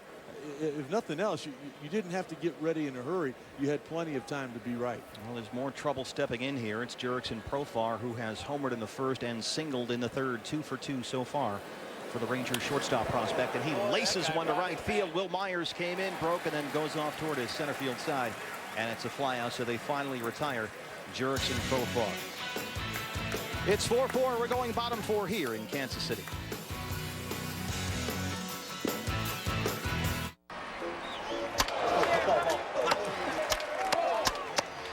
Hanging out with Cal has its benefits. So does taking one-a-day meds. Go to stayinthegame.com to enter for a chance to meet me and watch the 2013 MLB All-Star Game. Hi, I'm Jay Farner with Quicken Loans. One size does not fit all, especially when you're talking about something as important as your mortgage. I'd like to introduce the Yorgage from Quicken Loans. Our Yorgage is better than a traditional mortgage because it conforms to your goals. It's a fixed-rate home loan that allows you to custom design a term that works best for you, anywhere from 8 to 30 years. Here's how it works. Let's say you've got 8 years left on your mortgage and you want to refinance to a lower interest rate. Our 8-year fixed Yorgage can help. We keep your term short and we lower your monthly payment. And we're proud to announce that for the 2nd year in a row, J.D. Power & Associates ranked Quicken Loans highest in customer satisfaction in the United States for primary mortgage origination. So give Quicken Loans a call today or go to QuickenLoans.com. The Quicken Loans Yorgage, the easiest way to pay your loan off early. And it's only available at Quicken Loans. Because here at Quicken Loans, everything we do is engineered to amaze. Center field at the Boulevard Grill here at Kauffman Stadium in Kansas City, getting ready for the bottom of the 4th inning here. The tie game 4-4, the U.S. team and the World team at the Sirius XM All-Star Futures game. Hey, the Home Run Derby is back on ESPN, the State Farm Home Run Derby. Your favorite sluggers from the American and National League swinging for the fountains here at Kauffman Stadium. Who will have what it takes to be this year's Home Run Derby king? Monday, July 9th on ESPN, ESPN3, and also live on WatchESPN.com and the Watch ESPN app. New pitcher for the World team. This is Felipe Rivero, son. 91 to 93 miles an hour with a plus curveball. The changeup, as they say, still a work in progress, but one of those guys, once again, you can say it pretty much about everybody here today, with an extremely high ceiling. 4-4 bottom 4. Lots of offense so far, despite the dazzling all-star lineup of pitchers we have going in this game. And we're lucky it's cooler. It was about 190 here yesterday. Overcast and much cooler today. So we caught a break with the weather, and we expect good weather for the early portion of this week here for the All-Star festivities. Here's Jonathan Singleton, the U.S. team first baseman. It was punch you in the face hot yesterday when you walked outside. Yeah, you said you came in and said, you know what, I live in Arizona, but this is hot. Definitely has cooled off a bit today. Actually been breaking records around here with the Heat. So yes, Sut lives here, so he knows, man. This is a daily thing for you, right? not like that. I certainly hope not. I will say one thing. Yesterday, one of the few times my golf score was underneath the temperature. That didn't happen very often. Felipe Rivero falls behind here 2-1 to Jonathan Singleton. This winner, Singleton, listed by Baseball America as the #1 prospect of the Astros system, has spent this season playing mostly first base for the Corpus Christi Hooks of the AA Texas League, where he's among the league leaders in home runs and RBIs. This is a guy projected to have plus power as he develops a middle of the order bat for the Houston lineup down the road. Nicknamed the Boss. He'll take a walk. So a leadoff runner here in the 4th inning for the U.S. team, and here comes Michael Choice. Well, we saw the maturity there of Singleton, who hit a bullet, a single in his first at bat, now facing a left-handed pitcher. We heard about his maturity, his plan at the plate, able to work a walk to lead off the inning against a tough left-handed pitcher. Here's Michael Choice, the A's prospect, the left fielder, ranked 77th on Keith Law's top 100 prospects list this spring. But of course you adjust that, and Keith does over the course of the season. And with this power, Michael Choice is moving up the charts. 22 years old, turns 23 in November. Singleton, the runner at first. He's holding there. It's a ball. I tell you what, that walk by Singleton tells me a lot about him too. You're only going to get a couple of at bats. Somebody's going to come in for you. I mean, you want to impress somebody. You want to swing it, but he realizes we got a tie ball game right now. Singleton had a single in his first at bat in the 2nd inning. Fly ball to left. Alfredo Marte is there, the Diamondbacks prospect, 1 out. He just missed that pitch, Aaron Boone. How mad does that make you? Looked like maybe a little changeup up in the zone, and you see Choice there kind of shaking his head like, I might have had a good one. I saw it big. That foot's down. See that powerful lower half just a little bit off the end, maybe a little bit out in front. That you see that high finish.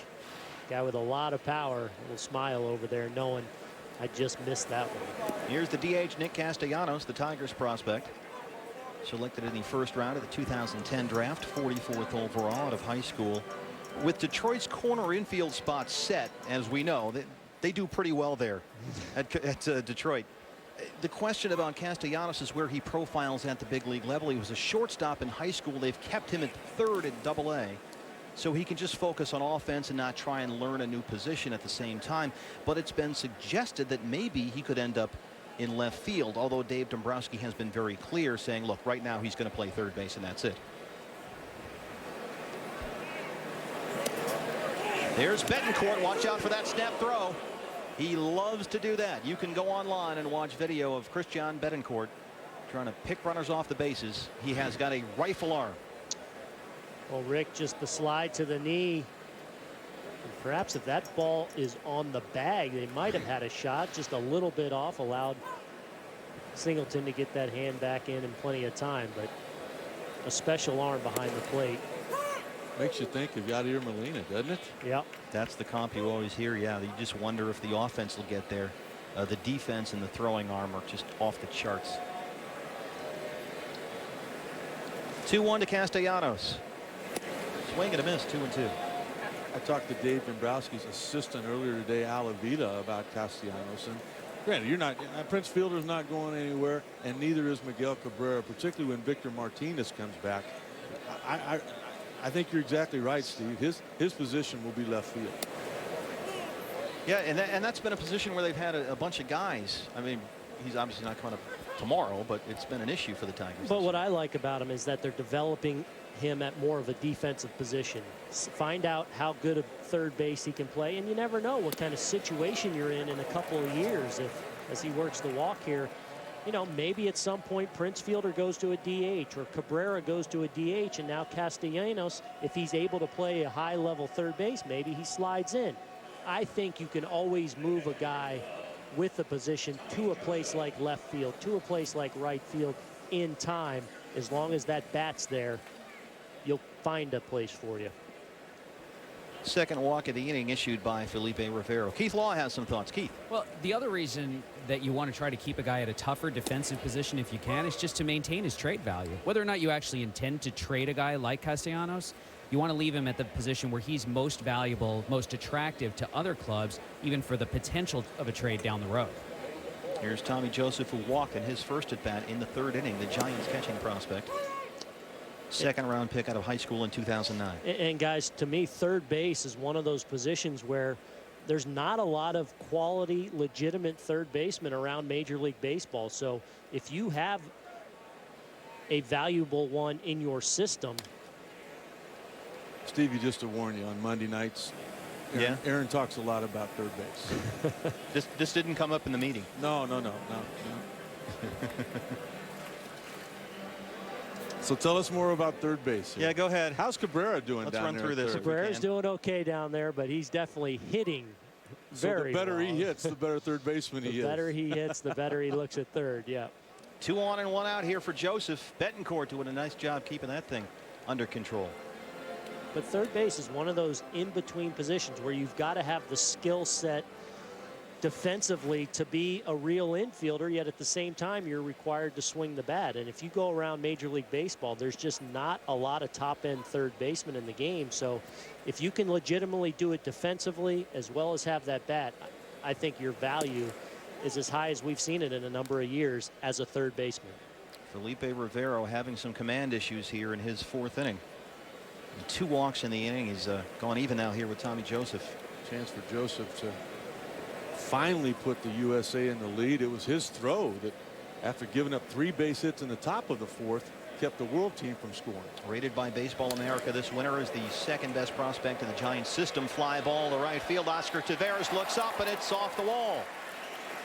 1 run will score. They hold Castellanos at third. Now he'll come in and the throw gets away. Joseph going to third. 2 runs come in for the U.S. team at 6-4. Well, that turned into a bit of a debacle for the world team after Tommy Joseph in a hitter's count does a good job of staying in the big part to the opposite field, gets a pitch out over the plate and shows that good opposite field power as he drives it off the fence, and then the world team throws it around. But good job of getting that foot down early and driving it. No chance for Taveras in right field. He plays it nicely off the carom, but then misses both cutoff men. And now this ball just trickles and trickles. And that's a double, an RBI, and an error on Taveras on the throw. Now let's see if Sut, what kind of a job Rivero does here trying to back up. I think he's really frustrated right now. You take a look at the youngster and the effort that he put out there. He knew that he walked a couple of guys leading to that extra base hit.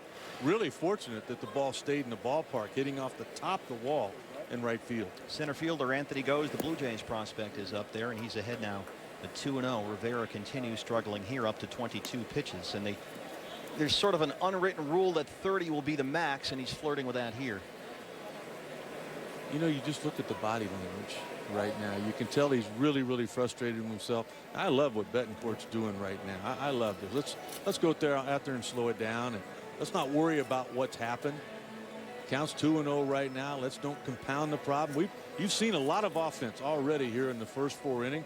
Let's settle down. Even if you give up that run at third, let's get 2 more outs and see if we can't come back and get this lead. Big spot here for Anthony Goes, whose bat has come around and may move Colby Rasmus to a corner spot in the outfield in Toronto next year. He's got blazing speed and a very good throwing arm. Played in a spring training game against the Red Sox earlier this year. Goes drew a leadoff walk and then proceeded to go around the bases, stealing second, third, and home for the winning run. Something that John Farrell said he had never seen before in his career. Just selected by the Phillies in the 08 draft out of high school. Bullpens are busy here. He was a top pitching prospect, Goes, but wanted to play every day. Eventually traded by the Phillies at the 2010 July deadline to the Astros in the deal that sent Roy Oswalt to Philadelphia. However, the Astros then quickly flipped Goes to Toronto for Brett Wallace. that was Enny Romero, another Tampa Bay Ray farmhand, loosening in that bullpen behind Rivero. Romero was kind of the extra guy, possibly not getting into the game. But remember, the world team going with 9 pitchers and not 10. They had a last-minute injury. Isabelto Bonilla had to be scratched. So here's where we go. Everybody gets 1 inning. And right now we see Rivero here in the 3rd. Lotzker and Romero are due up next in the 5th and 6th, respectively. We'll see what happens here as Billy Hamilton steps in with 2 aboard now. And Rivero at 25 pitches. And this may be a situation where we see Ghost take off from first. Great speed as well, as we've talked about. Try and get another runner into scoring position, maybe pick a first move. Hamilton, second base. Segura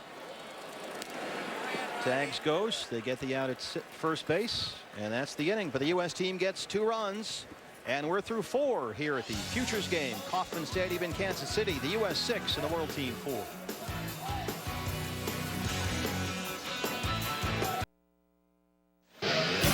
Back in Kansas City, and this guy is the man around here. George Brett, the famous Pine Tar incident, just part of his Hall of Fame legacy. 1973 to 1993, hit .305 for his career.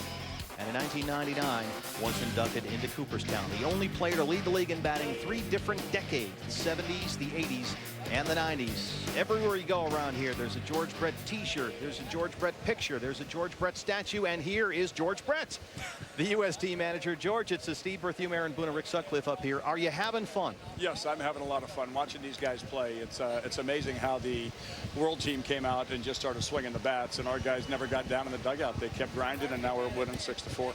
George, one of the things I found interesting you said in our meeting yesterday was you wanted these guys to show off. How are they doing?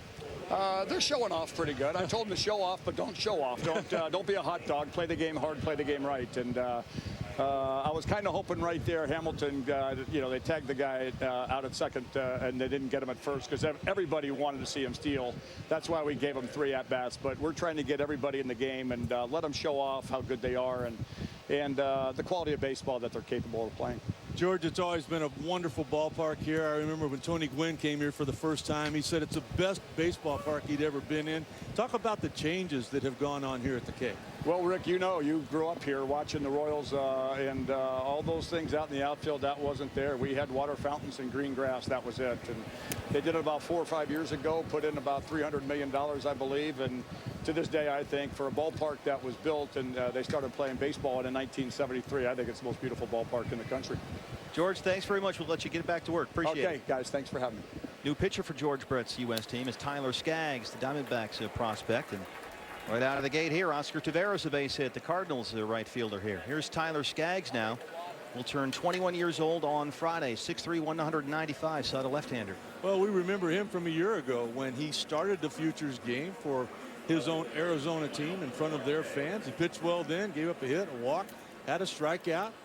He's one of those guys once again, like Corbin, like this kid is on the fast track to the big leagues and could help the Diamondbacks as early as this year. Just promoted to AAA, now pitching for the Reno Aces of the Pacific Coast League, which is absolutely murder on pitchers. Will Myers in center field now for the U.S. team is under it, and there's one down. A lot of changes defensively out there. Yeah, one of the things with Skaggs being promoted to Reno to the Pacific Coast League, a great hitters league, like you said, Steve, is Skaggs has an outstanding curveball, and I said, how has that affected your curveball? Do you notice it? He said, absolutely. Not quite the feel, not as good a break, so it's forced him to work on those other 2 pitches and refining them just as much as that great swing and miss curveball. In there now against Xander Bogaerts, the Red Sox prospect. And he'll keep a close eye over there on Oscar Taveras. Skaggs was drafted in the 1st round, the 40th overall, by the Angels in the 2009 draft out of Santa Monica High School. D-backs got him in 2010 as part of the Dan Herron trade.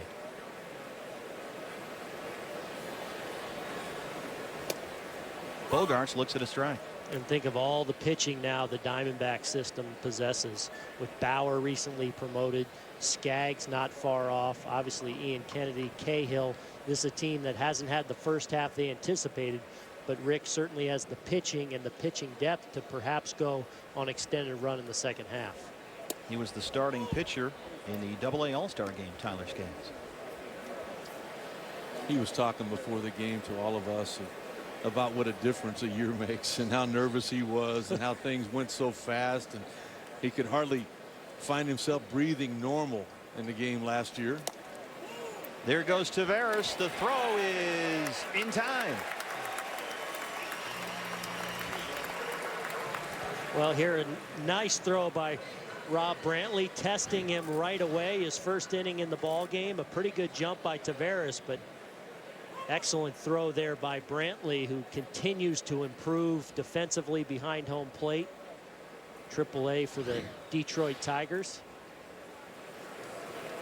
Bogart's still in there. Yeah, Brantley comes in as the catcher. One of many defensive changes now for manager George Brett's U.S. team. Myers is in center. Christian Yelich has moved into right field. Myers moves over and comes out of the game. Manny Machado is the new shortstop, the Orioles prospect. Nolan Arenado in there at third, the Rockies prospect. Scooter Gennett and Mike Holt has moved over to first base. There's a strikeout to end the inning. When we come back, we'll talk to world manager Bernie Williams. His team trails here 6-4 Kauffman Stadium in Kansas City. Sunday Night Baseball on ESPN. This week, baseball's biggest rivalry is on baseball's biggest stage as New York's trio of all-star starters throws down with Big Papi in Boston. Sunday Night Baseball, Yankees-Red Sox, tonight at 8 on ESPN. Ladies and gentlemen, if you got anything from me, it's to find your thing and do you.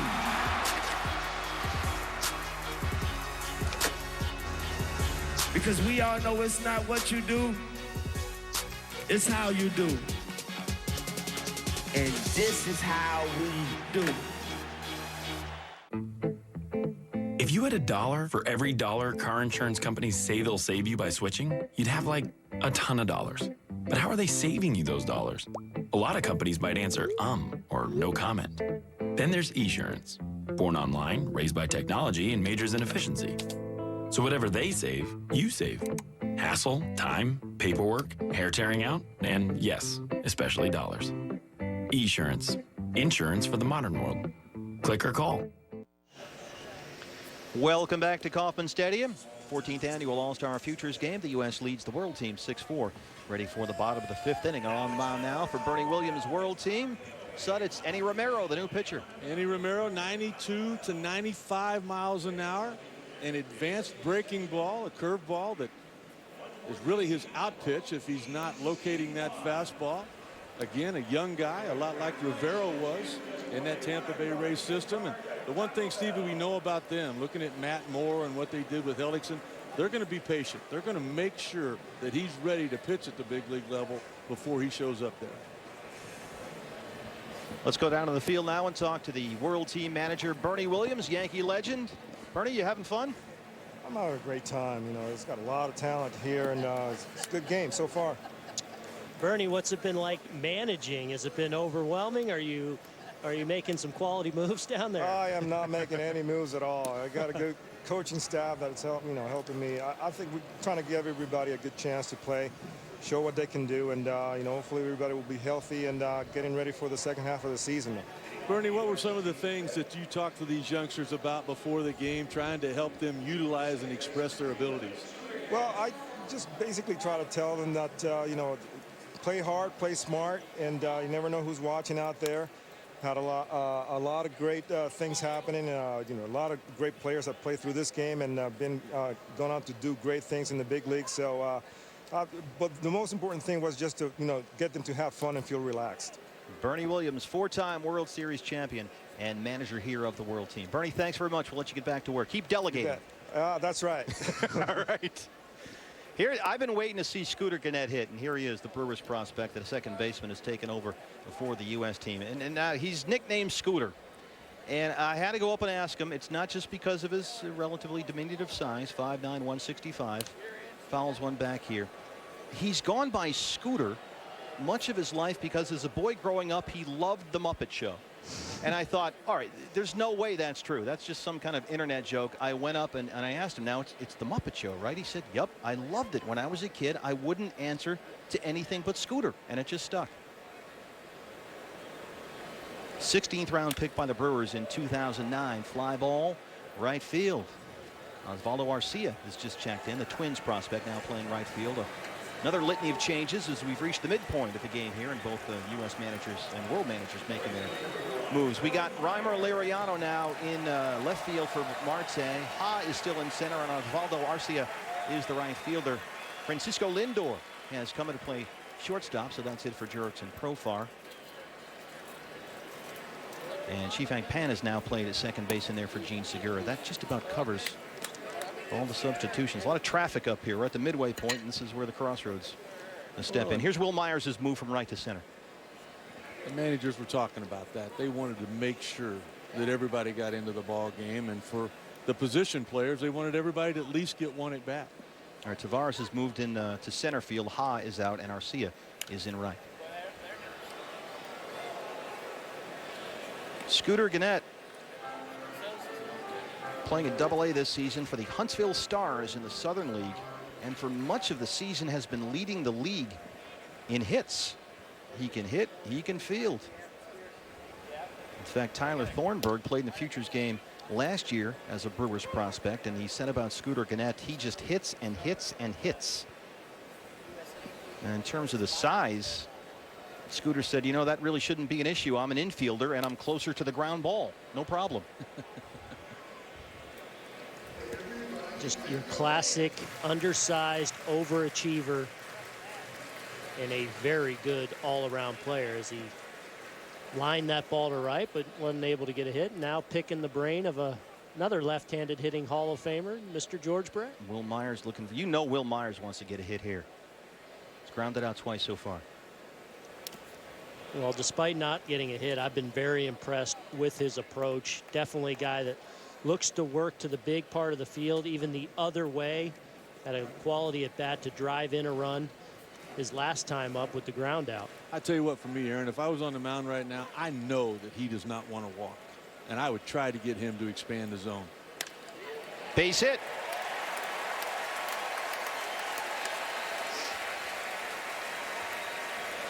Will Myers is mic'd up. This is Will Myers during batting practice earlier today. Yeah, no pitcher gives in to you, no matter what. It could be 3-0. 3-0, man, they're still going to try to get you out with this pitch. Every pitcher, at least one pitcher a night's played in the big leagues, I think. You know? But then you'll run into one every now and then that's hitting 100. You're just like, what? What the hell? You got a girlfriend? All right. No. All right, I think we should probably dump out there. Let's just move on. I have one lesson for Will. Will, do not talk to pitchers about what they're trying to do to you. Danny Hultzen out there with him in batting practice. Danny keep Hultzen it light. Keep it light. The second inning for the U.S. team. Here's Mike Alt, who's moved from third to first base. Tell you what, too, guys, Mike Gold, it had to be a thrill for him during batting practice after every round getting an opportunity to talk to George Brett about hitting and playing third base. How about some of the shots, Rick, he was hitting in batting practice up on the big scoreboard out there? And he almost hit that scoreboard in dead center field, well up above the green monster there in the background. Old takes a big cut there, and it's foul. He is your prototypical third baseman. Big power. One thing, he does strike out a lot, but also with those strikeouts, because he works the count, he does walk a lot as well. And as we've talked about, becoming a fine defender. I heard a great story about him, and there were so many of the coaches raving about him. But just a couple of weeks ago, he had a 2-run homer to tie the ball game in the bottom of the 9th inning, and he ran around the bases like it meant nothing. Like, you know what? That's what I'm supposed to do. Another big cut there by Mike Olt. Played mostly third in Double-A this year. Played his high school baseball in Branford, Connecticut. Played collegiately at UConn. Wasn't a big prospect coming out of high school, but became one over 3 good seasons with the Huskies. How about what UConn's doing? You got Matt Barnes here, their pitcher as well here on the U.S. team. Olt battling another foul. Well, these are good pitches from Romero, getting that fastball in on the inside corner about 95 miles an hour. Give Olt credit, though, spoiling what are quality pitches from Romero and extending the bat and giving himself a chance to see a mistake at some point. Myers on first, 3-2. Myers holds. Olt hangs in there, man. He's hanging around. And that's what good hitters do. I mean, they will spoil a pitcher's best pitches. We saw him spoil a couple of good fastballs in the inside corner. There, a changeup, just extending that at bat, and eventually, maybe as a hitter, the more opportunities you get, the better chance of seeing a mistake. Missed a big chunk of last season with a broken collarbone, suffered in a collision at home plate. In the air to center.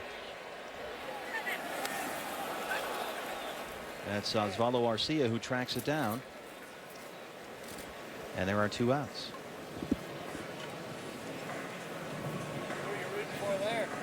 I got to tell you guys right now, I realize that USA is up 6-4, but the guy that has impressed me the most with 3 great at-bats was Profar. Yeah, no question about it. We didn't get an opportunity to see his range or his arm from the shortstop position defensively, but he had 3 great at-bats from both sides of the plate. Well, you can see why everyone raves about him. And it's the defense, it's the off. He is the total package, man. Here's Jonathan Singleton, the first baseman. For more on Jurickson and Profar, let's go check back in with Keith Law. Keith. So I'm going to update my rankings of the top prospects in the minors. I had a feeling you might. And I've got Profar actually number 2 behind Bundy. He is, for me, the top position player prospect left in the minors. And number 3 is actually in at shortstop for the U.S. team right now. Manny Machado, yeah, sure. Keith, what do they do? That side of the infield in Texas is pretty well spoken for with Andrus and Beltre. How do they work this out with Olt and Profar? Yeah, it's a good problem to have. Olt, you could slide over to first. You lose some of the defensive value, but at least you get the power in the lineup. The problem with both Profar and Andrus, they're both so good defensively at short, you hate to lose that value, even by sliding one to second. Singleton base hit up the middle. So 2 on and 2 out now for the U.S. team, leading by 2. Well, another quality at bat from Singleton off of a left-hander. Walked in his last at bat after singling his first. Here looked like a little slider in the middle of the plate, and that good, solid, mature approach just rifles it back up the middle again. You see no stride, pulls those hands inside, enabling him to get the barrel on that bat, on that ball, and scalds it up the middle for another hit and a nice performance this afternoon from Jonathan Singleton. This is our first look at the new U.S. team third baseman. This is Nolan Arenado, the Rockies prospect. Remember, there was a lot of buzz about Arenado in spring training that he might make the Rockies team out of spring training, an outstanding defensive third baseman and just a line-to-line gap hitter. Another one of those guys that looks like he's going to be a quality major leaguer for a long time. Last year played for the Modesto Nuts in the High A California League and led the minor leagues in RBIs with 122, struck out only 53 times. He does not strike out. He then went on to win the MVP award in the Arizona Fall League. And as you mentioned, there was a lot of buzz about him. This year, it's backed off a bit on that. Myers takes off for third. Foul. And these are good things that organizations like to see their top prospects, Rick, go through trials and tribulation at the minor league level. That way, you know, when they come up, when they inevitably struggle at some point in the major leagues, they've experienced it and they've worked their way out of it. Well, a lot of those guys were telling all of us that the closest thing to this that they have experienced has been that Arizona Fall League. The only difference there is you don't have the amount of people in those ballparks that there are here today. Fouled back. Arenado has played all of this season for the AA Tulsa Drillers in the Texas League. The power numbers at Tulsa just haven't quite been what was hoped or expected, especially from the third base profile. And I was talking before the game down on the field watching him hit with Kevin Goldstein of Baseball Prospectus, and he does some great work for us at ESPN.com. And he said Arenado needs to decide who he's going to be. Is he going to hit 310 or is he going to hit 280 and have more power production? You know what that reminds me of, guys? Who? Curtis Granderson. He finally had to figure out what type of hitter he was going to be. Are you going to be a guy that steals 30 bases and scores 100? Or are you going to try to hit 30 home runs and drive in 100? Which he had done both in his career up to that point. Made some adjustments, decided to stick with the power. 1-2 there in the air, right field. Arcia giving chase. He's under it. And that's the final out. U.S. team leads the world team 6-4. From Kansas City, back after this. Ladies first. You know, who's like McDonald's spicy chicken McBites? How so? First, you gotta start off right. You gotta have some flavor. Then you add a little something special. Finally, you gotta bring the heat. But not too much. It has to be just right. McDonald's new spicy chicken McBites. Rack 'em up while they're hot. The simple joy of changing the game.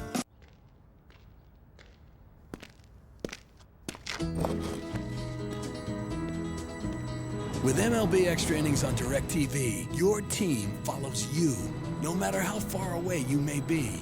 It's your own season tickets up to 80 games a week, including up to 40 in crystal clear HD. Order MLB Extra Innings on DirecTV and bring your favorite team home today. You ever think about closing up your stance? If you've been threatened with foreclosure, denied for a loan modification, missed a payment on your mortgage, been a victim of a predatory loan, you're upside down on your mortgage, or you lost your job and you're worried about losing your home, call Allied State Foreclosure Services now. Single Christians? Good news. ChristianMingle.com has more than 5 million registered members, almost 2 million new members in the past year alone. Joining is easy and free. Find God's match for you at ChristianMingle.com today.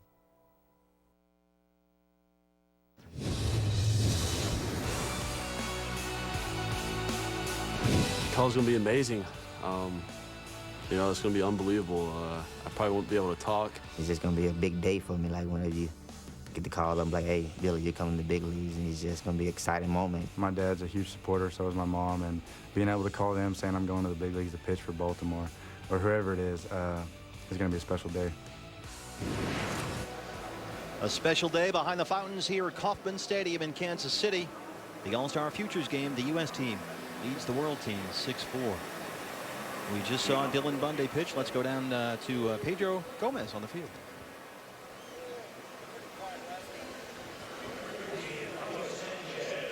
You know, I put a 0 on the board and we were tied 4-4, so I kept the team there to hopefully win a game. So I'm happy with it. When you're pitching in front of a crowd this big, is it different than when you're pitching in the minors? Yeah, I'd say it's a lot different. You know, there's 41,000 here and there's only 3,000 or 4,000 in the minor league game, but I enjoyed it. How does it affect you? Doesn't really affect me at all. You know, you definitely have a lot more adrenaline going. You know, my breaking pitches weren't breaking, but I was leaving some fastballs up, but it was fun. You see, you're invited to play in a game like this. What does it tell you about where your career is heading? Tells me I got some work to do. You know, I got to keep the balls down and command all my off-speed pitches. All right, Dylan, thank you very much. Good luck.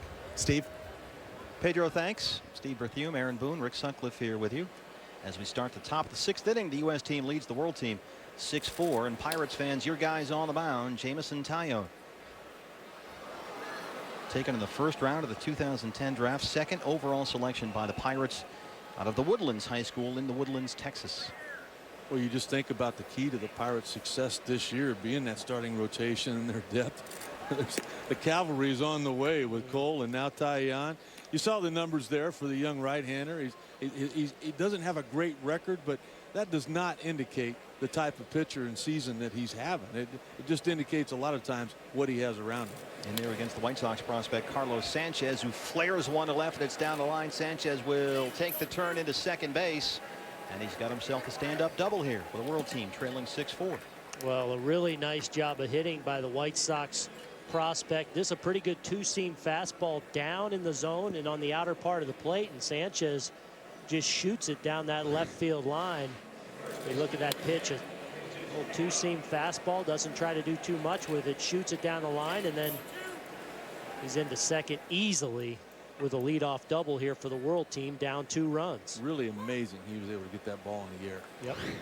And here's the first baseman, Jesus Aguilar. Jameson Taillon is a big dude, 6'6", 225, 20 years old, turns 21 in November. And Jesus Aguilar is a big man as well. Watching him take batting practice today, he's a large human hitting some balls a long way in batting practice. Taillon right now pitching for the Bradenton Marauders in the Class A Florida State League. Big fastball, 93-96, big overhand power curve. Chopper foul down the third base side. You know, guys, I think about the #1 pick for the Pirates. I mean, you go back to 2002 when the #1 overall pick was Brian Bullington, and that just didn't work out. You can't miss with your #1 picks, and what Neil Huntington has done there since the first draft he had back in 08, that's a big part of the reason that the Pirates are going to be good. In the air to center. Myers broke in, now breaks back. He's under it. Sanchez tags, goes second to third. Let's give you a pitching update here. We've seen Odorizzi, Cole, Holton, Bundy, Skaggs, Tyone here, and here's what's coming up. Tyone pitching in the 6th, and here's how manager George Brett has elected to close. Taijuan Walker, the Mariners, a pitching prospect, lined up for next inning. Then big Alex Meyer, the Nats prospect, and finally Mets fan Zach Wheeler is the closer today for George Brett. That should be interesting. Stevie, I talked about it earlier. Both of these managers, the one thing they wanted to do was have experience at the end of the ball game. They wanted to have some of their shutdown guys there. So the key right now is to hold on to this lead if you're George Brett. Also have Matt Barnes in reserve, the Red Sox prospect, who's been so good, another UConn guy. Here's Osvaldo Arcia for the New Britain Rockcats. Now this is where I contribute to the broadcast, because I did some of my own scouting. I know you guys will laugh. Last week went over to see the New Britain Rockcats play Trenton, and Osvaldo Arcia came in and hit a walk-off double, and they won the game. And I know, because I was there. And I knew you were there, following you on Twitter. Oh, I was tweeting the pictures of the whole thing. It was great. I know how you love to do that. Well, I like to, it's automatic for the people, Booney. It's automatic for the people. Osvaldo Arcia, Double-A, New Britain Rockcats, started the year at High A in the Florida State League for the Fort Myers Miracle. Hit 309. Line down the right field line. That's fair. That'll score a run. Arcia will have a stand-up double himself, so he drives in a run. And the World team comes back now with 6-5. Well, Arcia paused out of the box, I think, thinking this was a foul ball. But we see Arcia known for power to all fields, and a guy that makes outstanding contact, though. He hammers this ball down the right field line. Looked like it just a curveball that didn't quite get down and in enough. And Arcia does an outstanding job of keeping that ball just fair down into the corner. And now he is the tying run on second, Rick. I'll tell you who else did an outstanding job was the first base umpire down there, Todd Woodring, getting out of the way and having the perfect angle to make the correct call. Here's the number 9 hitter, the catcher, Christian Betancourt, the Braves prospect. In there against big Jamison Tayo. Betancourt played A-ball for Rome in the Sadler League in 2010. Didn't hit a ton as an 18-year-old, so he started last year back in Rome. Did much better offensively, was moved up to High A, and he's played all of this year at Double-A. They're waiting for the bat to catch up to the defense. Guys, let's talk about the umpires. They're a lot like the players here. They're trying to get their call to the big leagues. There's Todd Woodring. We talked about him at first. Nick Bailey's at second. Spencer Flynn at third. And Colin Klein is behind the plate, having a terrific afternoon. You know, probably the best compliment we could pay Colin Klein is that we haven't talked about him yet today, because he's done such a solid job. Yeah, this is the one game in which you don't want to stand out. That's right. It's a different deal for the umpires, and it's a big deal for them to be here as well. Certainly. It really is. It's quite an honor to be here, and they too are waiting on that call just like these players are. Betancourt over the head of Machado. No, he got it. Whoa, Manny Machado at shortstop, and they double off Arcia. There you go, Orioles fans. There's your future at shortstop, Manny Machado.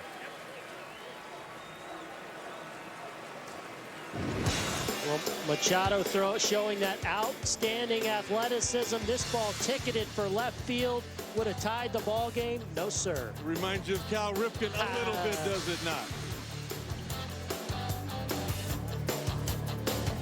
The 2012 ESPYs, Wednesday at 9 on ESPN, presented by Capital One.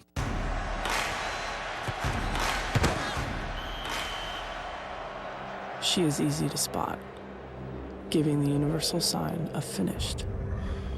She's lost a lot, and water won't put it back. Yes, she is easy to spot.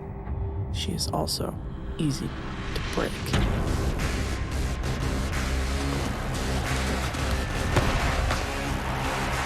Hydration to help replace what you sweat out. Part of the G series. Let's have a barbecue today. Today is barbecue day at Burger King. Try the new Texas Whopper with smoky barbecue sauce and spicy jalapenos. Perfect with our new sweet potato fries. Part of our new summer barbecue menu. Burger King, where taste is king. Mine was earned off Vietnam in 1968. Over the South Pacific in 1943. I got mine in Iraq 2003. USAA auto insurance is often handed down from generation to generation because it offers a superior level of protection and because USAA's commitment to serve the military, veterans, and their families is without equal. Begin your legacy. Get an auto insurance quote. USAA. We know what it means to serve. Ready for the bottom of the 6th inning here at the Futures game, and it's a good one. The U.S. team leads the world team 6-5.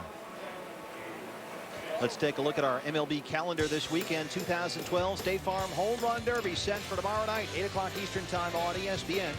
MLB All-Star Red Carpet Show presented by Chevrolet, Tuesday, 4 Eastern on the MLB Network. And then the game, 2012 Major League Baseball All-Star Game, Tuesday, 7:30 Eastern Time on Fox. Ready for the bottom of the 6th inning now. And we have another pitcher for the world team. It's Ariel Pena. Talking with Mike Scioscia, the manager of the Angels. We had a good look at him again in spring training this year. This guy should be a horse. He should be a guy that gives you a lot of innings before it's said and done. Fastball in the low to mid 90s. He's firm with that breaking ball, but a terrific changeup already. Let's go back down to the field now with the only man who can catch up to Billy Hamilton. It's our Pedro Gomez. I did catch him, not by much though, because he's about to run away on me. Billy, when you get the triple, what was that like for you to do it on this stage? I mean, man, it was crazy, you know what I'm saying? Hearing all the crowd just go crazy, and I've been used to being in Bakersfield where ain't too many people there or whatever, so when I got this standing ovation, it made me feel real good. What is the difference of playing in front of a crowd this big, which you will do in your major league career, compared to where you're playing now? I mean, it's a real big difference, man, because I feel like everybody's all up on you when you're playing in Bakersfield, but on here, I feel like everybody's away from you. You can't hear them that much, but you can hear them, like, but you don't want to hear them, but, like, it's crazy, man. All right, we know you just got the promotion. You will be going, instead of going back to Bakersfield, you're going to be going to Pensacola, AA ball. How do you think that'll be, the difference? Oh, it's gonna be fun, man, because like I said, Pensacola is a brand new facility, and man, the guys there are great, and I feel like I can go up there and help them out a little bit. So I don't want to leave Griffey, but I got to. So he's mad at me now. Defensively, we know that we see the errors, but how do you see that improving for you? I mean, just getting out here every day, getting better is the main key, and slowing everything down. I feel like if I can get out here and try my best to get better, I mean, so that's the main thing, is getting out here and get better. All right, this is the man all of Cincinnati wants to see at some point. Thank you very much. Steve? Pedro, thanks very much. Nick Castellanos is up there in the air to center field, and it drops in front of Oscar Tavares, so Castellanos has himself a base hit. Billy Hamilton's from Taylorsville, Mississippi. He was recruited to play college football by Dan Mullen at Mississippi State. I sent a text to Dan. I said, tell me about Billy Hamilton. And he said, I thought he was a good wide receiver. Then I saw him score 50 points in a high school basketball game. And I left the gym. He said, I left the gym in awe. You know what, guys, talking with Walt Jocketty, the general manager of the Reds, before the game today, he said, you're going to fall in love with this guy. He said his enthusiasm is contagious. And oh, my. There's a drive to right center, and it's off the wall. Rob Brantley. Castellanos will score 7-5 U.S.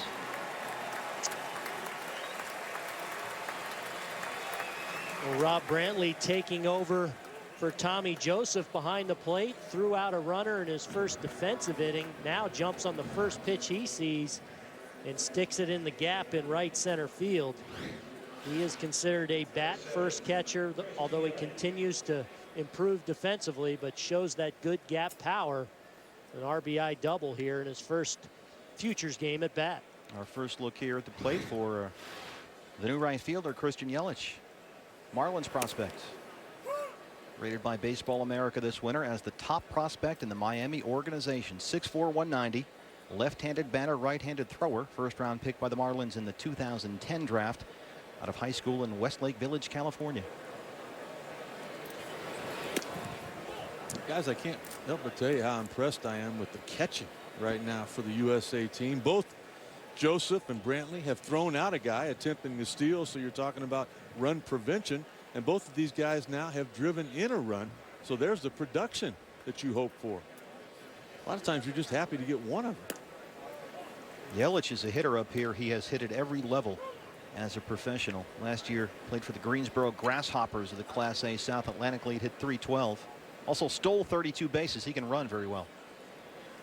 Keith, let's go down to Keith Law down in the field on Christian Yelich. Just kind of a funny story from his draft year. He was nearly a Philly. The Phillies were picking behind the Marlins and were convinced they were going to get him. Nobody knew the Marlins were going to take him where they did. Base hit for Yelich. Brantley stops at third. So it's a first and third threat here. Already leading for the U.S. team. Well, I don't think there's much question in anyone's mind if Yelich is going to hit. And you talked about the speed he possesses as well. I think the only question is how much power is he going to hit with. Everyone seems to be convinced he is going to be a quality hitter with speed, some versatility about the positions he can play, but showing off that sweet stroke with a base hit in his first Futures game at bat. Now we get our first look offensively at the man who made that tremendous play previously at shortstop. This is Manny Machado, the Orioles' future shortstop. And boy, they're excited about him. Everything you hear is that he can just flat out hit. I mean, that's what they talk about. Not really great power, not great speed, not great range at shortstop, but they say he can hit. Oh boy, they hear tools, tools, tools. And of course he chases a breaking ball in the dirt.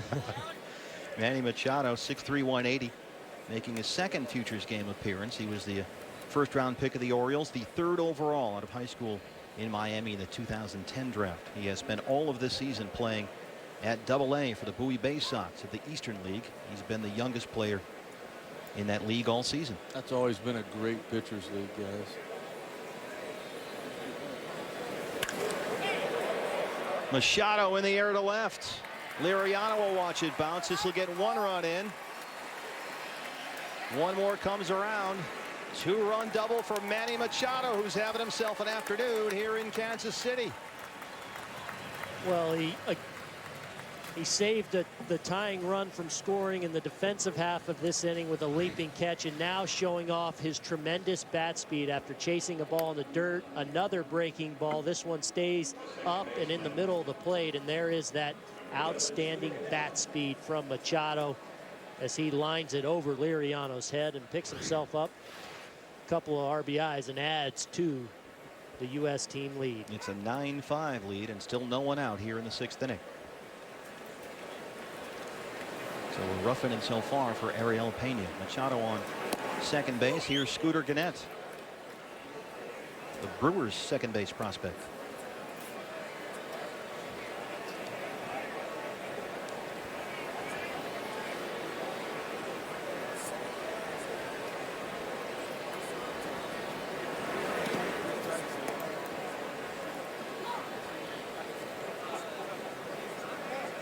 Not taking anything at all away from Machado, but as a pitcher, there is no way a ball on an 0-2 count, as he had Machado, there's no way that ball should be hit with that kind of authority.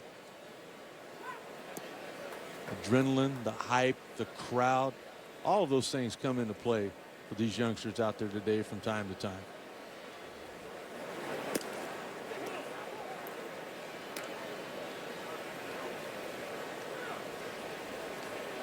Pena ready for his 15th pitch here. They want to keep these guys to no more than 30 if they can help it, and he's got a ways to go here with 3 outs still to get. Scooter Gennett works the walk. Pena struggling.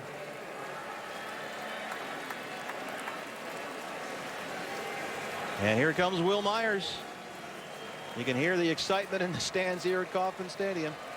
And we'll have a discussion out there now. Ruben Yabla, the pitching coach, out there to talk to Ariel Pena. The bullpens are constantly busy here because they have to change pitchers every inning.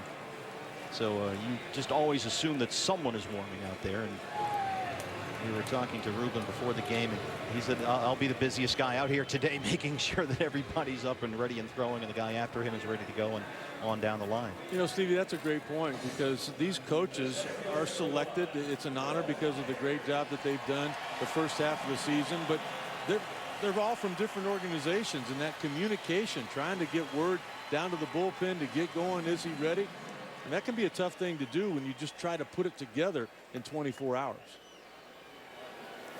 RBI chance here for Will Myers, who singled in his last at bat.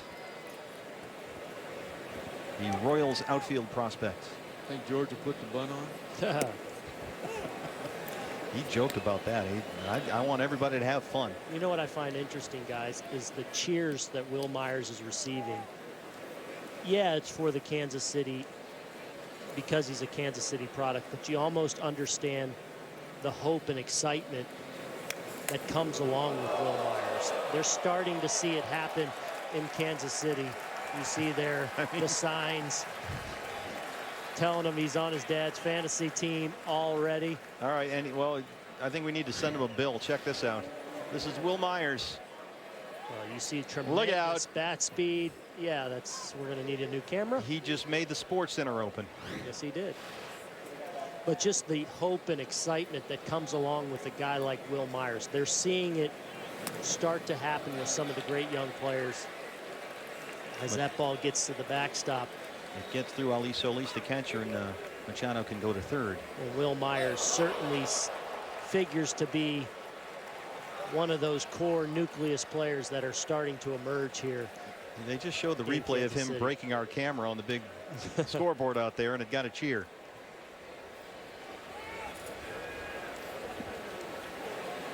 Taken by the Royals in the third round of the '09 draft out of high school in High Point, North Carolina. 21 years old, turns 22 in December.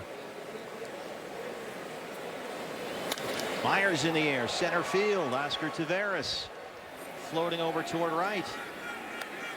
Machado will tag, and it's another run. Myers has himself an RBI.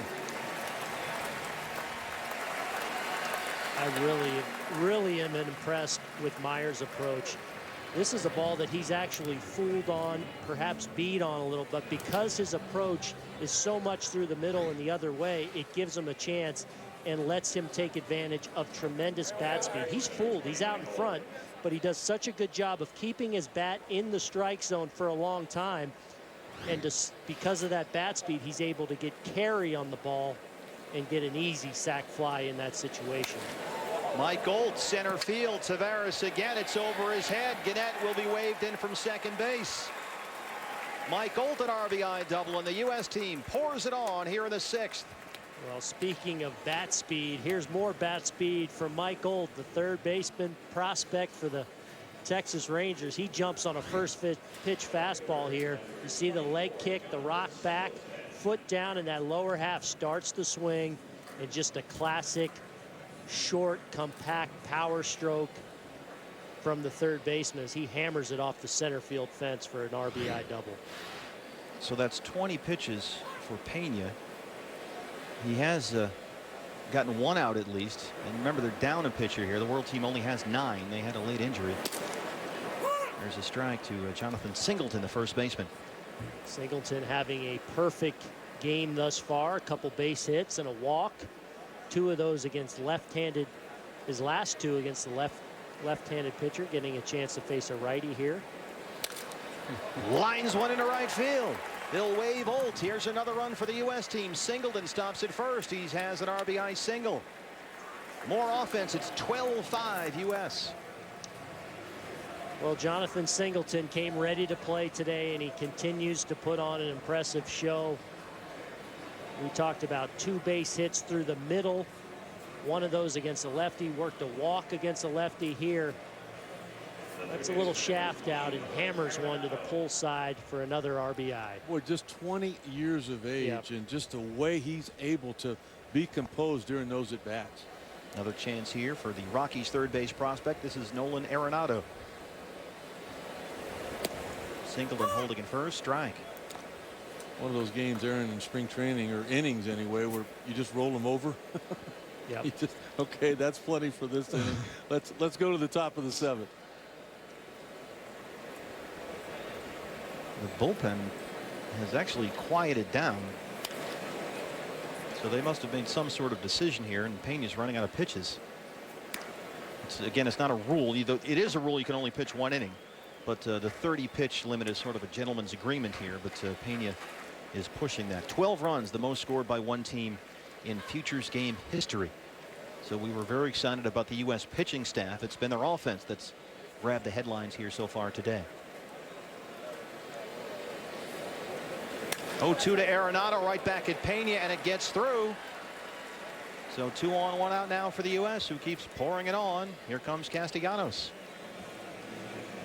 Rick, another outstanding approach from a U.S. hitter. Gosh, there are a lot of good players down on that field. They batted around. Castellanos led off the inning with a single. All right, here comes Ruben Niebla, who will make the pitching change. He's going to have to bring someone early in here. Julio Rodriguez was, oh, pardon me, Bernie Williams coming out there. Julio Rodriguez was scheduled to pitch next. And they did get some flexibility from the Phillies organization about getting Julio a little more if they needed to. Pena's done here with 1 out in the 6th, down 12-5. You know, guys, talking with a lot of the coaches and the managers before the game and seeing these guys consistently throwing 95 to 100, the breaking balls, the changeups being more advanced. You know, everybody's wondering how come all of a sudden these players are better than what they were 10 years ago or 20 years ago. I really think there's a lot of things that have gone into that. The World Baseball Classic and all of a sudden now more and more kids playing baseball. The talent pool has gotten bigger, so obviously the talent's going to get better. There's better conditioning. There's better conditions to play under. You talk about the coaching. We didn't have a pitching coach. We didn't have a hitting coach when I was in A-ball. They've got all of that now. They've got a strength coach. They've got a mental coach that I'm sure you used a lot, Aaron. Well played. He still has one. Justin Havens, my mental coach this afternoon. He's all of our mental coaches. Justin Havens, the J-Hay kid. Well, Rick, you told me how much fun this game was for you to do. You've been doing it for a number of years. I got the opportunity to do it last year for the first time, and I had a lot of fun doing it last year. It keeps getting more and more fun to see tomorrow's stars, to get a chance to mingle with them, to get a chance to meet them, and then to get a chance to see their great talent. And you know what it is? You hear their names more often, too. People know about Jake Odorizzi. In Kansas City, they know all about Will Myers. We've heard about Manny Machado. We hear more and more about these guys. The fan who consumes the product is more educated about what's coming up next. Well, and you think about, too, last year, Bryce Harper being there. Goldsmith being there. I could go on and on about that. There's Kipnis guys hits the home run in the first inning. Oh my goodness. And there's guys playing in this game right now that are going to have an impact on the pennant races this year in September for their organization. I'll give you one, and it's been tossed around in Cincinnati a lot. You don't think they're thinking about calling up Billy Hamilton in September just to steal bases? That's something to think about. Even he's down there in A-ball getting ready to go Double-A, but that's something they can think about. Here's Julio Rodriguez on the mound now for the world team. A rough inning for Ariel Pena. Yeah, how about if you are in a pennant race, like you said, Steve, as we look at Julio Rodriguez. Pitching for the Reading Phillies now in Double-A. Really deceptive with that delivery. You can see kind of the herky-jerky release from the right-hander.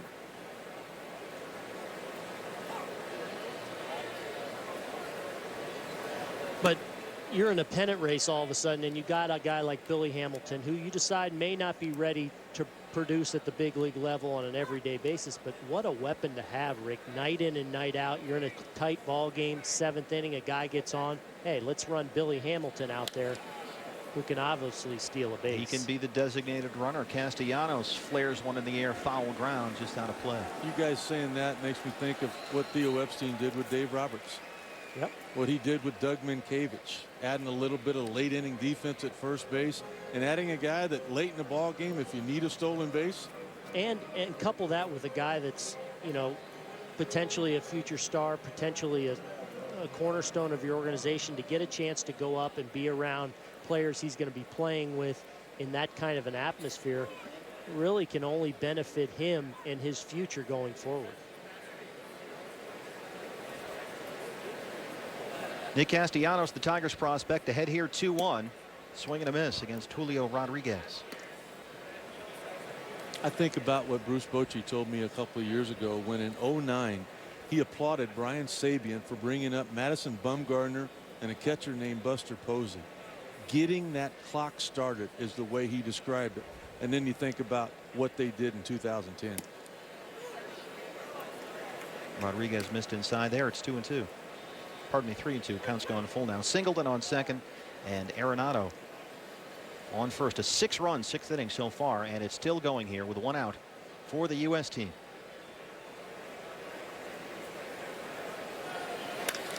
In the air to center. Oscar Taveras has been busy out there. Most of them have been going over his head, and it's gone for a home run. Nick Castellanos, a 3-run shot, and the U.S. pouring it on. It's 15-5.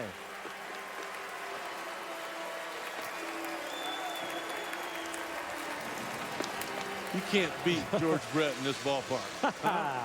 I don't know what Bernie Williams was thinking.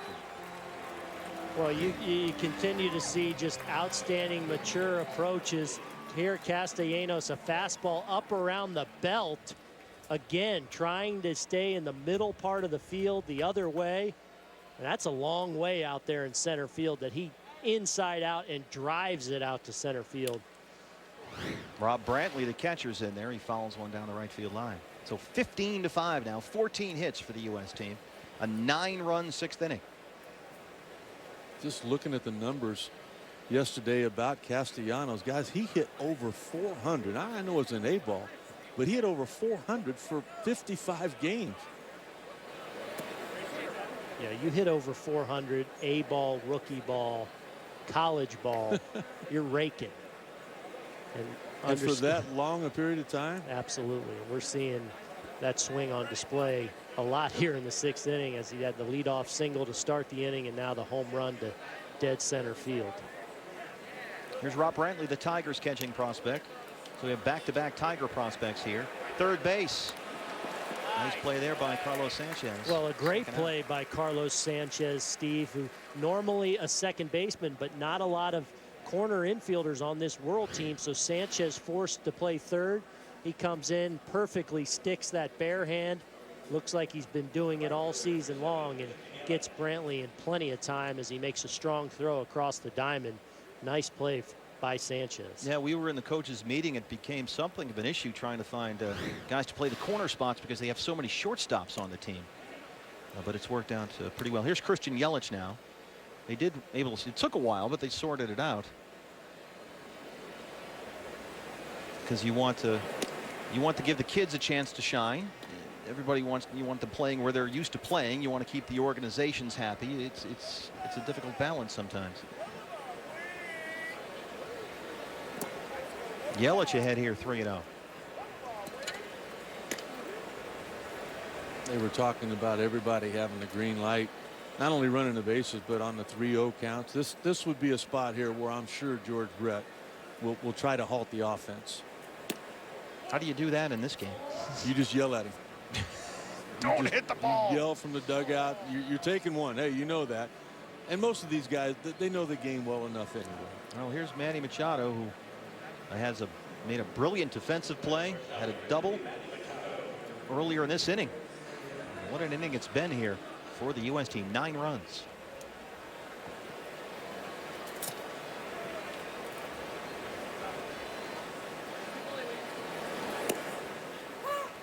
Manny Machado through his first 300 at bats in AA, 263, 6 homers and 46 RBIs, was not selected to play in the Eastern League All-Star game, and that may have lit a fire under him a little bit, because he's used to playing in these games, these types of games.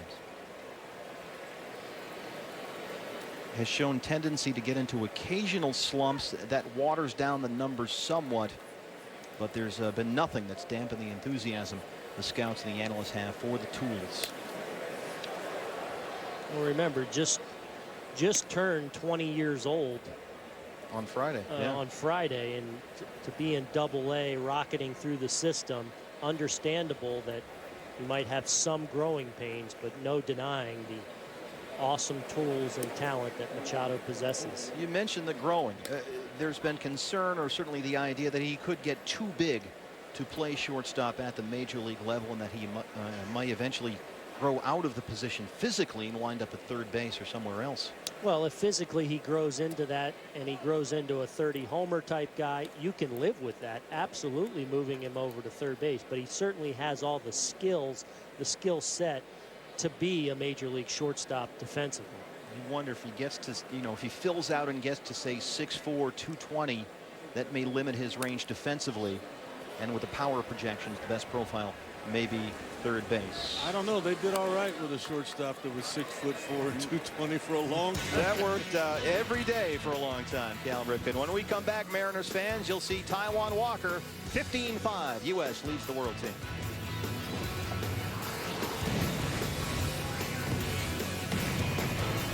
I'm a Major League Baseball All-Star. I didn't get here by chance. I didn't take the road of easy or the path of the painless. I worked hard to take this field. For my team. For my league. Some call it an all-star break. It's not a break. It's not a break. For we play on. Because the battle for the postseason begins now. I play for the American League. Juego para la Liga Americana. I play for the National League. I will win. I will win. I will win. The road to October starts here. The MLB All-Star Game, July 10th. So you actually reward people for staying with you? Yep. The longer you stay with us, the more you save. And when you switch from another company to us, we even reward you for the time you spent there. Genius. Yeah, genius. You guys must have your own loyalty program, right? Well, we have something. Sure, Tom. Huh? You should see November. Oh, yeah. Giving you more. Now that's progressive. Call or click today. I'm very happy I made the decision to go with a reverse mortgage. With a reverse mortgage, you don't make monthly payments, you receive money every month. It makes life much easier. The money you receive is tax-free. This money has been a real blessing. The title and deed always remain in your name. It's the best thing I've ever done. This government-backed program is regulated by HUD and insured by the FHA. Call 1-800-757-8402. 1-800-757-8402.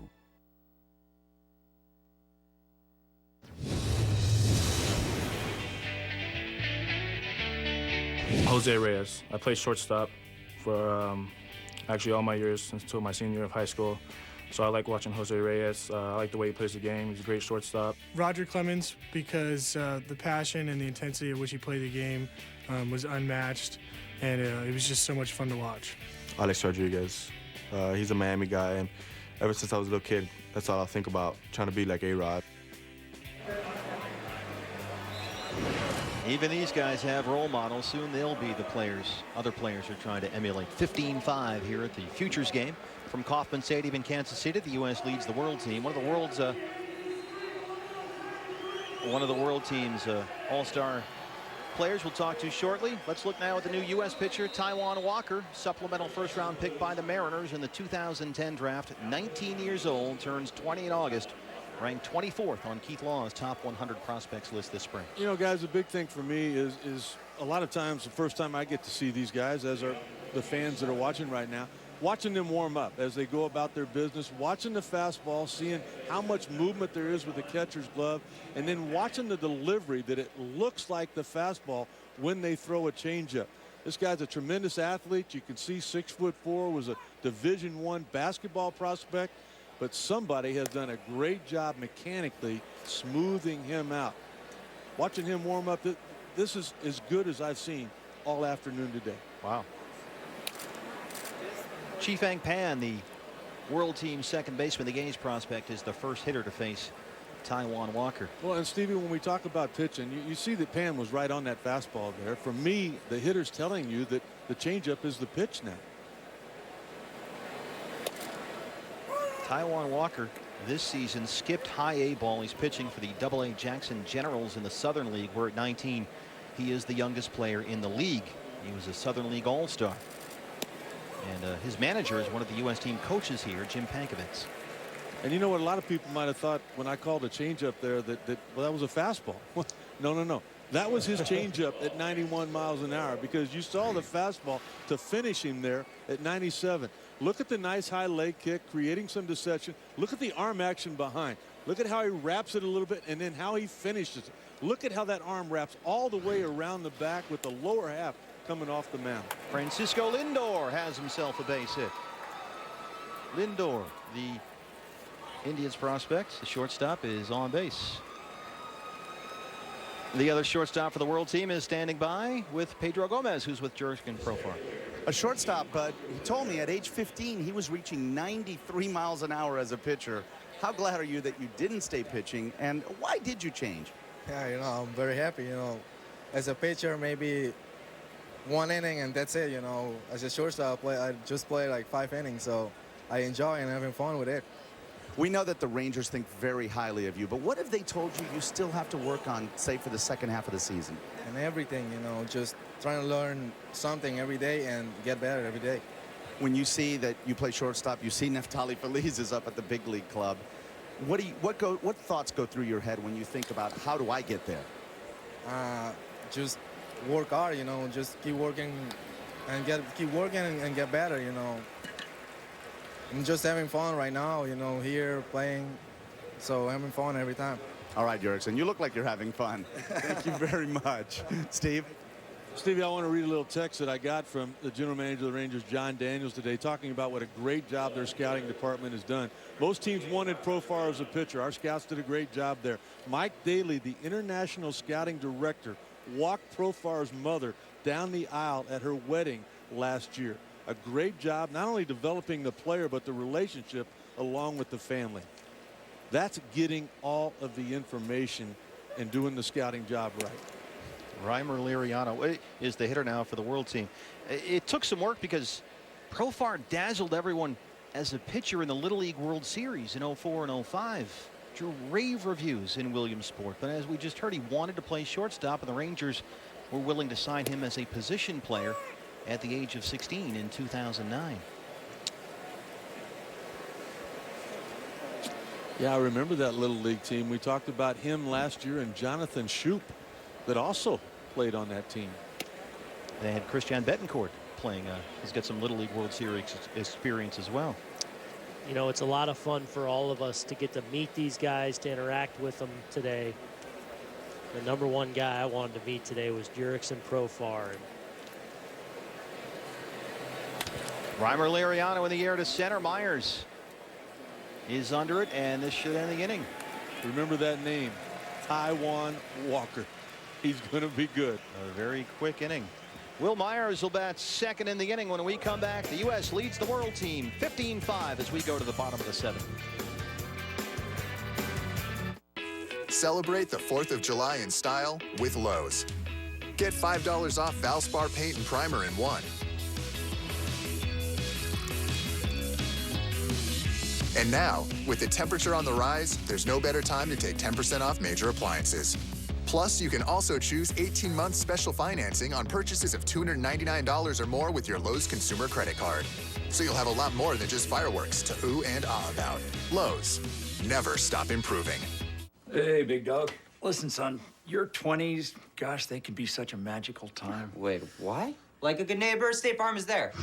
Hey, Kevin. Keisha, you made my car insurance super easy to understand. What are they talking about? They're kicking you out. What? Like a good neighbor, State Farm is there with a walk-in closet.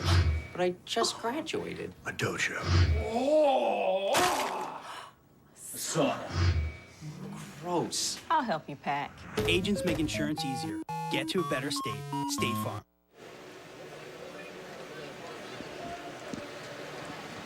Back at Kauffman Stadium in Kansas City, manager George Brett's U.S. team leads the world 15-5, and the U.S. skipper is wearing a microphone.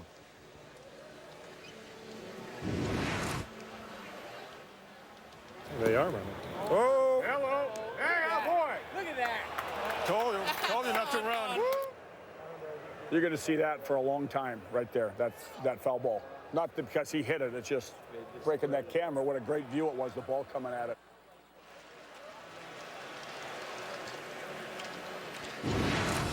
George Brett, boy, he is he's the mayor and the governor all rolled into one here.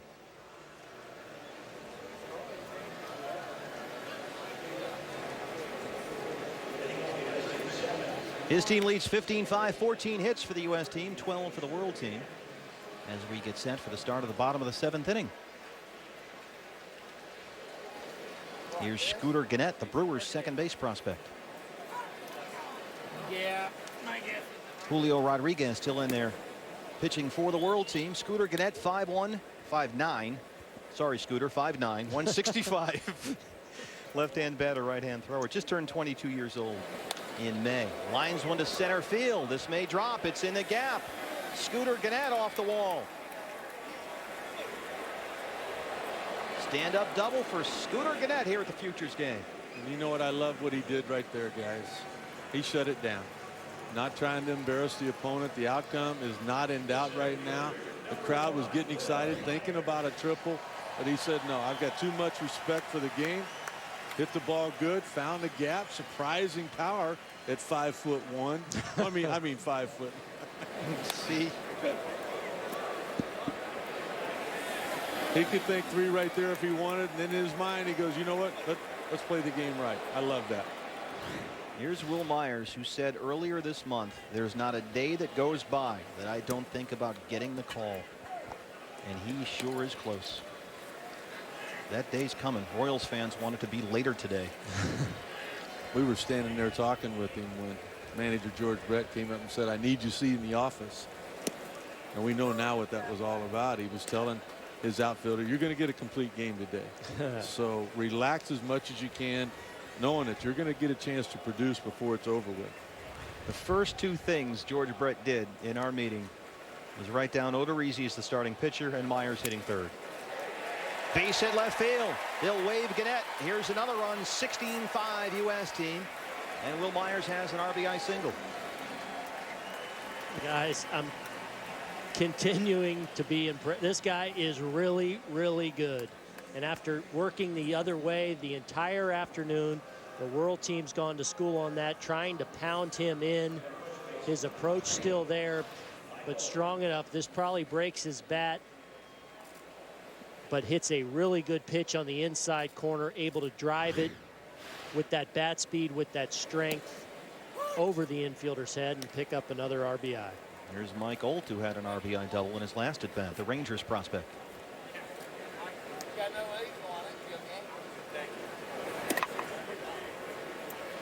Now, Sut, we talked earlier in the game about he had suffered a broken collarbone in a home plate collision, Mike Olt.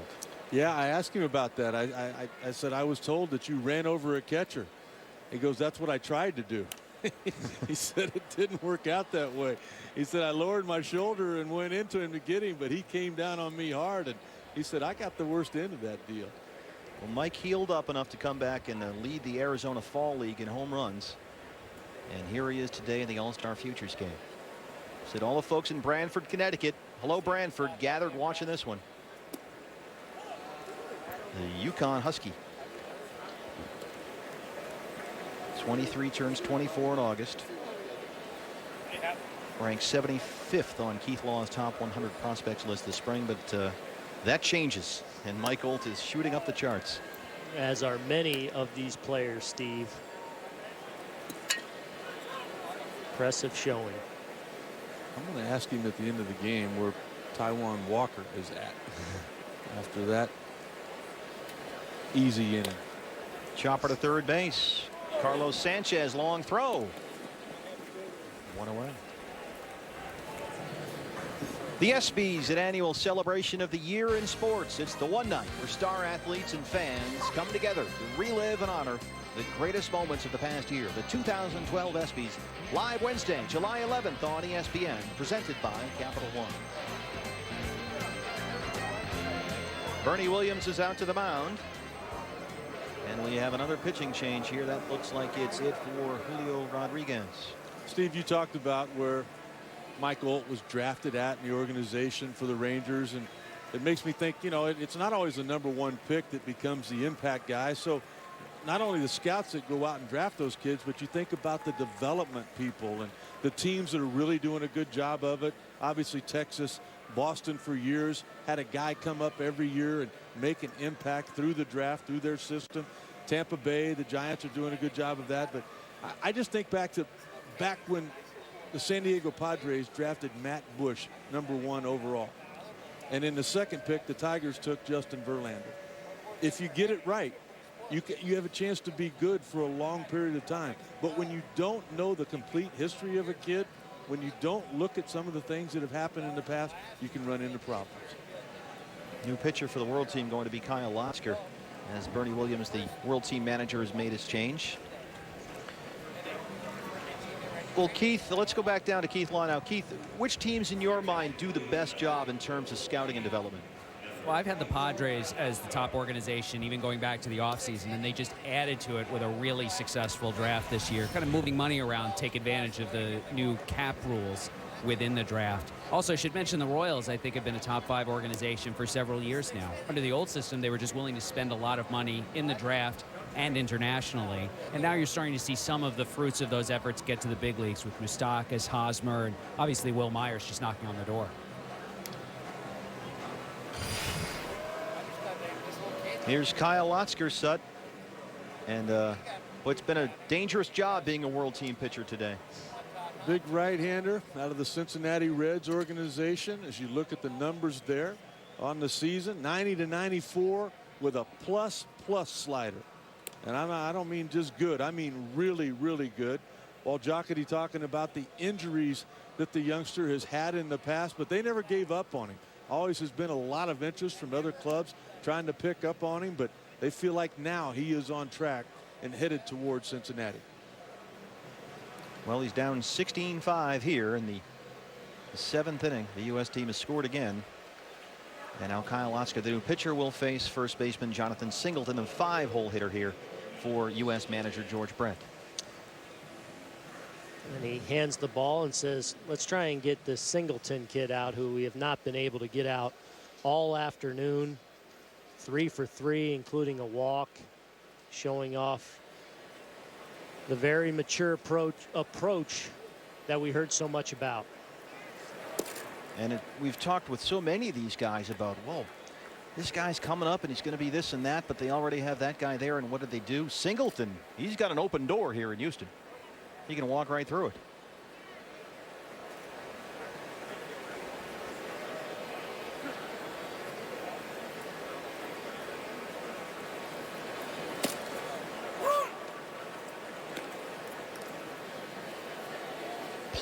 Plus power. That's what you hear when you talk about Jonathan Singleton. There has been something of a concern in the past about the platoon splits. He crushes righties, but can occasionally struggle against left-handed pitching. Tell you what, Aaron, just watching his setup and how he goes about it. Does it remind you of anybody? Maybe from the right side? Got a little Manny in there, huh? Just how he gets in there, he digs it in, and then that right, is that not Manny Ramirez a little bit there? Got that little sleeve on the one arm, like Manny did late in his career. In the air to right, Arcia. Myers will tag second and third. So 2 outs here in the U.S. 7th inning. Well, they got him out. Just missed that pitch there. Pretty good pitch on the inside corner, unable to get complete extension on it. Drives it pretty well to right, but you see no stride, barely, foot down. An outstanding lower half, pulls those hands in and handles a pretty difficult pitch, just not quite the extension that would have enabled him to drive it over that right fielder's head. I think he's tired. He's been on base all 4 times. I think he's tired of running. That's enough. He had 3 singles and a walk before that. Here's Nolan Arenado, the third baseman, the Rockies prospect.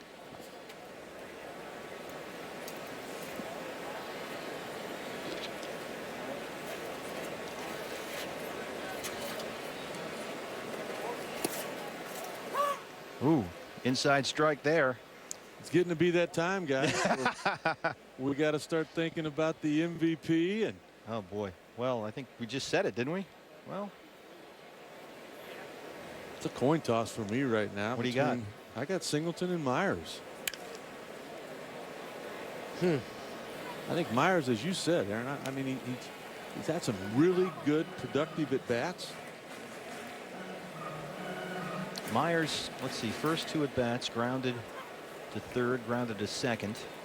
I'll tell you what, Castellanos making a late surge here with. Yeah, but that ground ball to second drove in a run, Stevie, as you remember. Yep, sure.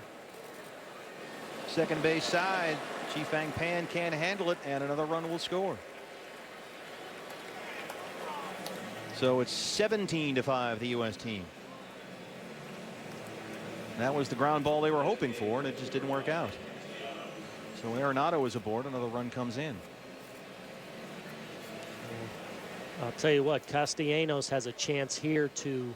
Oh boy, the ballot is literally in hand. Yep. So this is the spot, Nick. He may have some say in. If he gets on, it's his, huh? Is that the deal? Well, I'm asking. I'm down with that. In the air to right, Oswaldo Arcia. We'll watch it go foul. That was. Let's take a look at Nick Castellanos with a home run. 6th inning. Well, here was a pitch on the middle, in and up.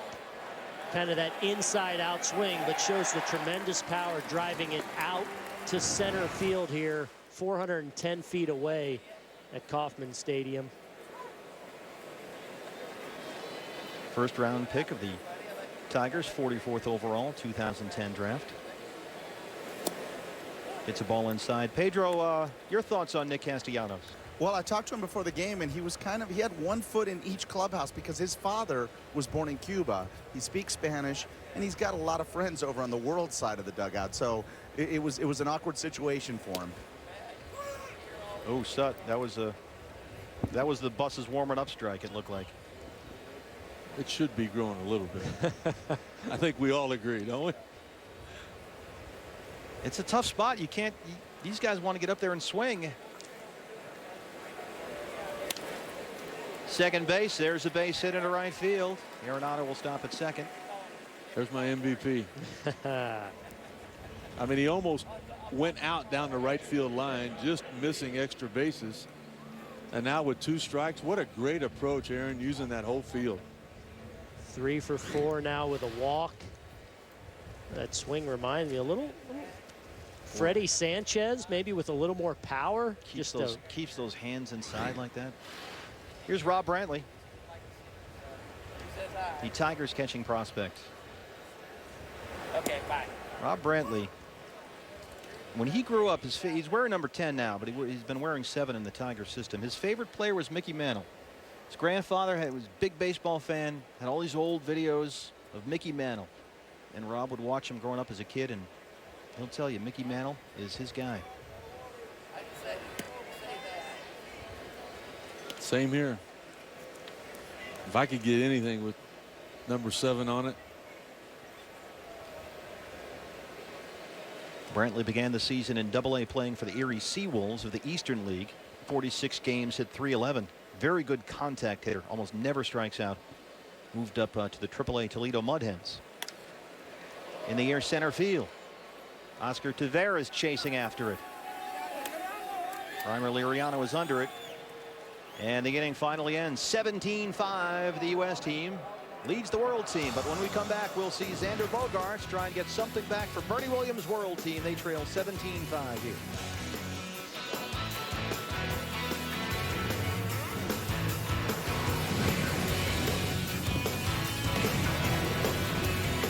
Sunday Night Baseball on ESPN.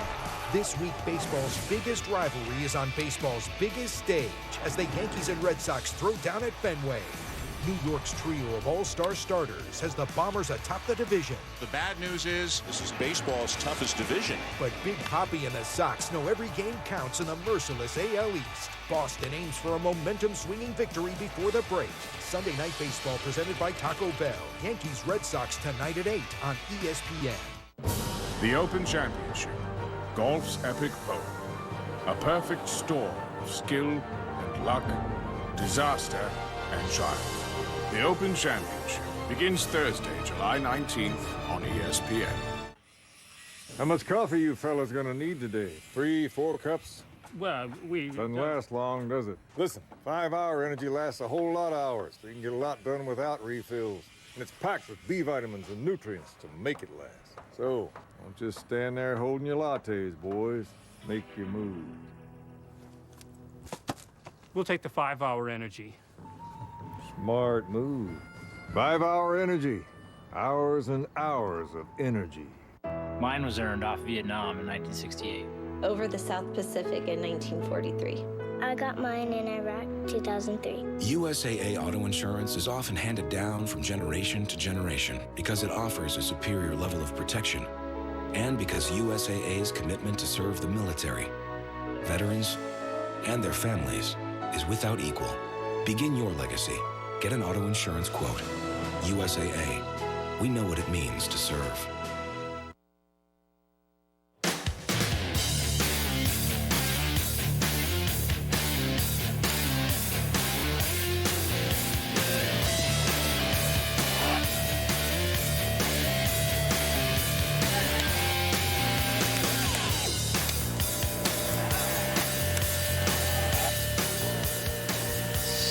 Hits, 17 runs for the U.S. team here at the All-Star Futures game. They lead the world team 17-5, and the new pitcher for George Brett's U.S. team is Alex Meyer, big, tall right-hander, 6'9", 220, 22 years old, first-round pick of the Washington Nationals in the 2011 draft, the 23rd overall selection out of the University of Kentucky.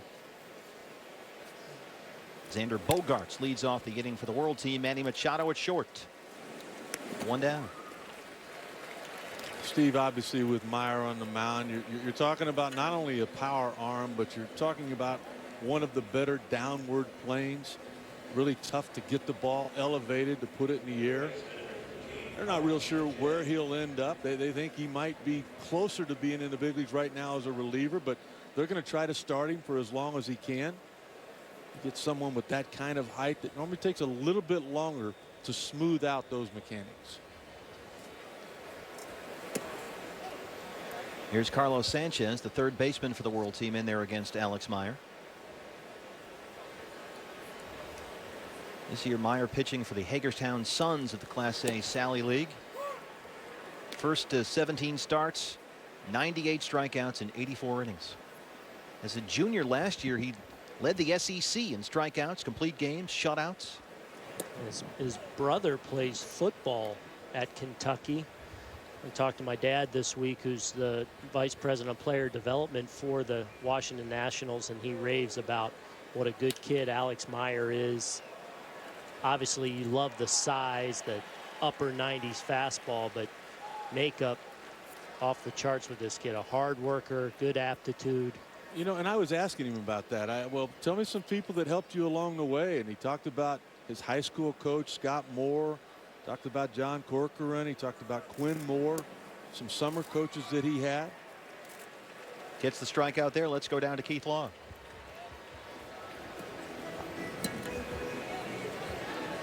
George Brett's going to make a, or at least have a discussion here. No, I don't think George would go out if he's not going to the bullpen. All right, let's go back down to Keith Law now with more on Alex Meyer. You know, it's interesting you mentioned the debate over whether Meyer can remain a starter in pro ball. I'd like to at least see him get the opportunity, but there are a couple of questions. One is just command of the fastball. You can see it's got a lot of life to it. And that issue before that Rick mentioned about taller pitchers often have a harder time keeping their deliveries together. If you want to command the fastball, you've got to be able to repeat your delivery. And Meyer is a good enough athlete. I think he'll be able to do that in time. But you see pitchers 6'7", 6'8", and even taller often take longer to get to the point where they have the body control to repeat their deliveries and thus command the fastball. Yeah, that's always the big deal. You get that big frame, all those moving parts, get it together. But he's got the stuff. And George Brett was adamant, guys, in our meeting about everyone is going to play in this game, period. Everyone's going to hit, everyone's going to pitch. So we're having an early change here. Here's the Mets prospect, Zach Wheeler. He was initially anointed the closer in George Brett's lineup with Matt Barnes as the swing guy, quote unquote. But up 17-5, the save opportunity is not going to be there. And we're running out of innings, so he wants to make sure everyone pitches. And here is the Mets prospect, Zach Wheeler. And Mets fans are certainly excited about this young guy. Boy, 6'4", 185, just turned 22 years old on May the 30th. First round selection of the Giants, the 6th overall pick in the 2009 draft out of high school in Dallas, Georgia. But in a trade Mets fans are hoping will haunt the Giants for years. He was dealt at the deadline last July in the Carlos Beltran deal. You know, guys, just thinking about George Brett going out there and knowing how funny George can be, particularly in a game like this. He took his time, and he was talking with Meyer before he made the move to the bullpen. And knowing George, he said something like, look, you're way too big for me to make mad. Okay, look, but here's what I'm thinking. I need to get everybody into the ball game. We're running out of outs right now. So, Mr. Meyer, if it's okay with you, I'm going to go to the bullpen. So here's Zach Wheeler, fastball, low to mid-90s, will show 98, rated by Baseball America this winter as the #1 prospect in the Mets organization.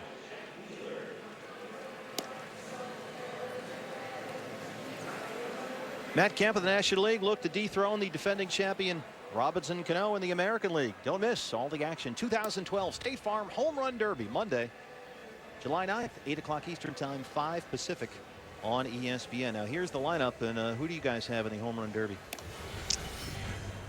Who's throwing to him? No.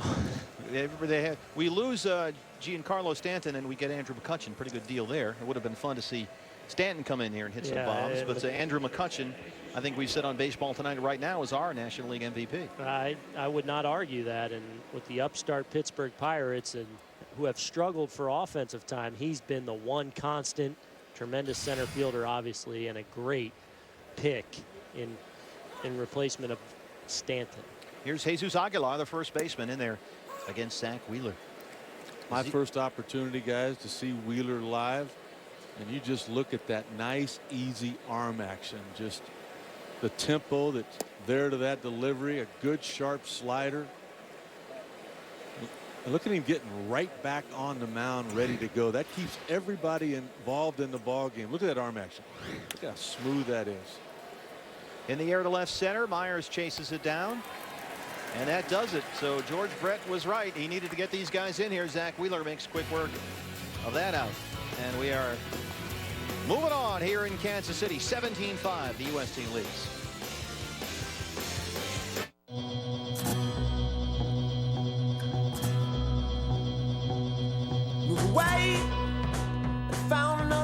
The inspiring taste of McDonald's new spicy chicken McBites.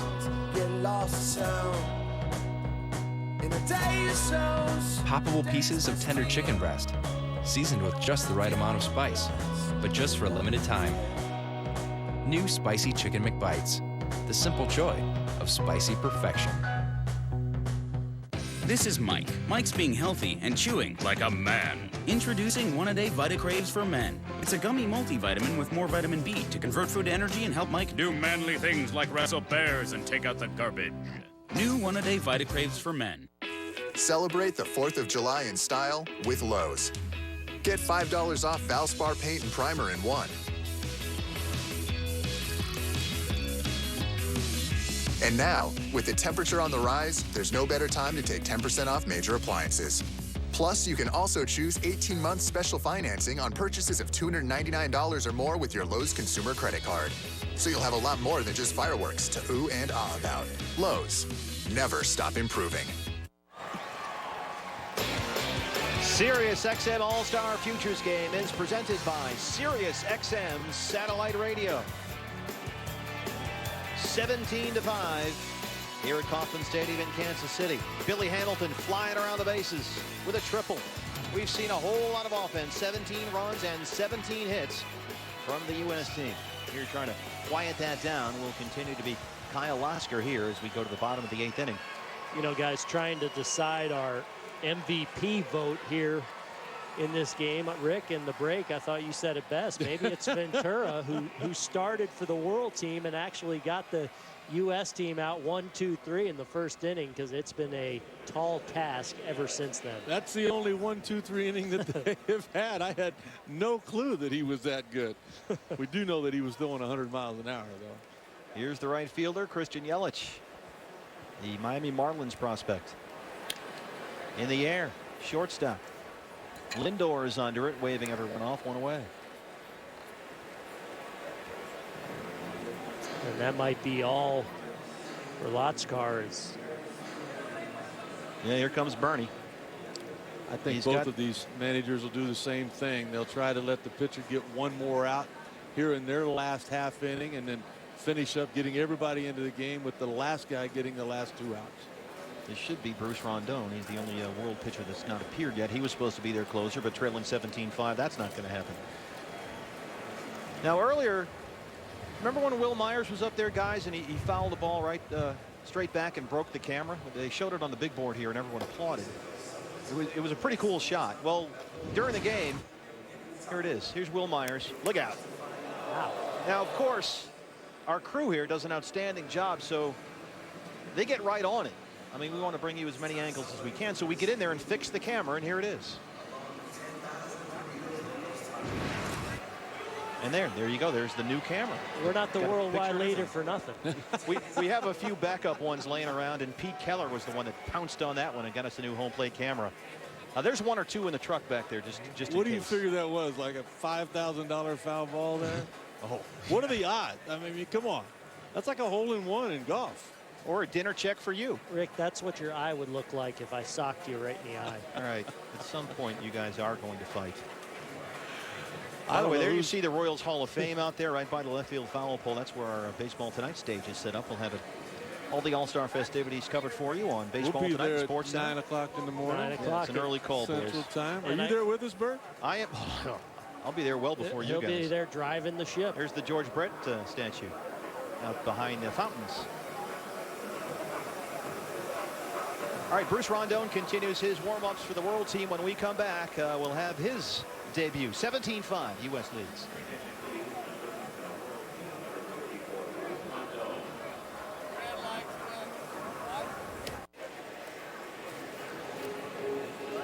Back in Kansas City, Manny Machado trying to move things along here. First pitch swinging, he flies out to center field against Bruce Rondon, who is the new World Team pitcher. It's easy. 98 to 100 miles an hour as you're going to see from the big guy.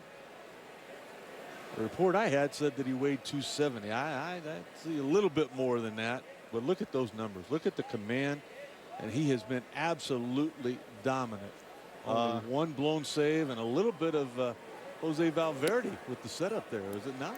The last pitch, by the way, that on which Machado flew out, 102. Yeah, he took a little off that one, just 101, but this is one of the few, probably the only true reliever closer at this point for either team. Most all these pitchers, starting pitchers at this point of their career. Scooter Gennett, the Brewers' second base prospect, hanging in there against the Heat. It's just amazing, Rick, that there's this many. I mean, if a guy comes in throwing 93, 94, we're talking about him as being a crafty, you know, that's not even a power guy. It's unbelievable in this game. Crafty lefty at 93. Just a bunch of race cars running around on the field down there. 1-1 to Gennett. Chopper, second base. Chi-Fang Pan has it. 2 down. We are through 8 here. Kauffman Stadium in Kansas City. U.S. 17, World Team 5. Back for the 9. Let's have a barbecue today. Today is barbecue day at Burger King. Try the new Texas Whopper with smoky barbecue sauce and spicy jalapenos. Perfect with our new sweet potato fries. Part of our new summer barbecue menu. Burger King, where taste is king.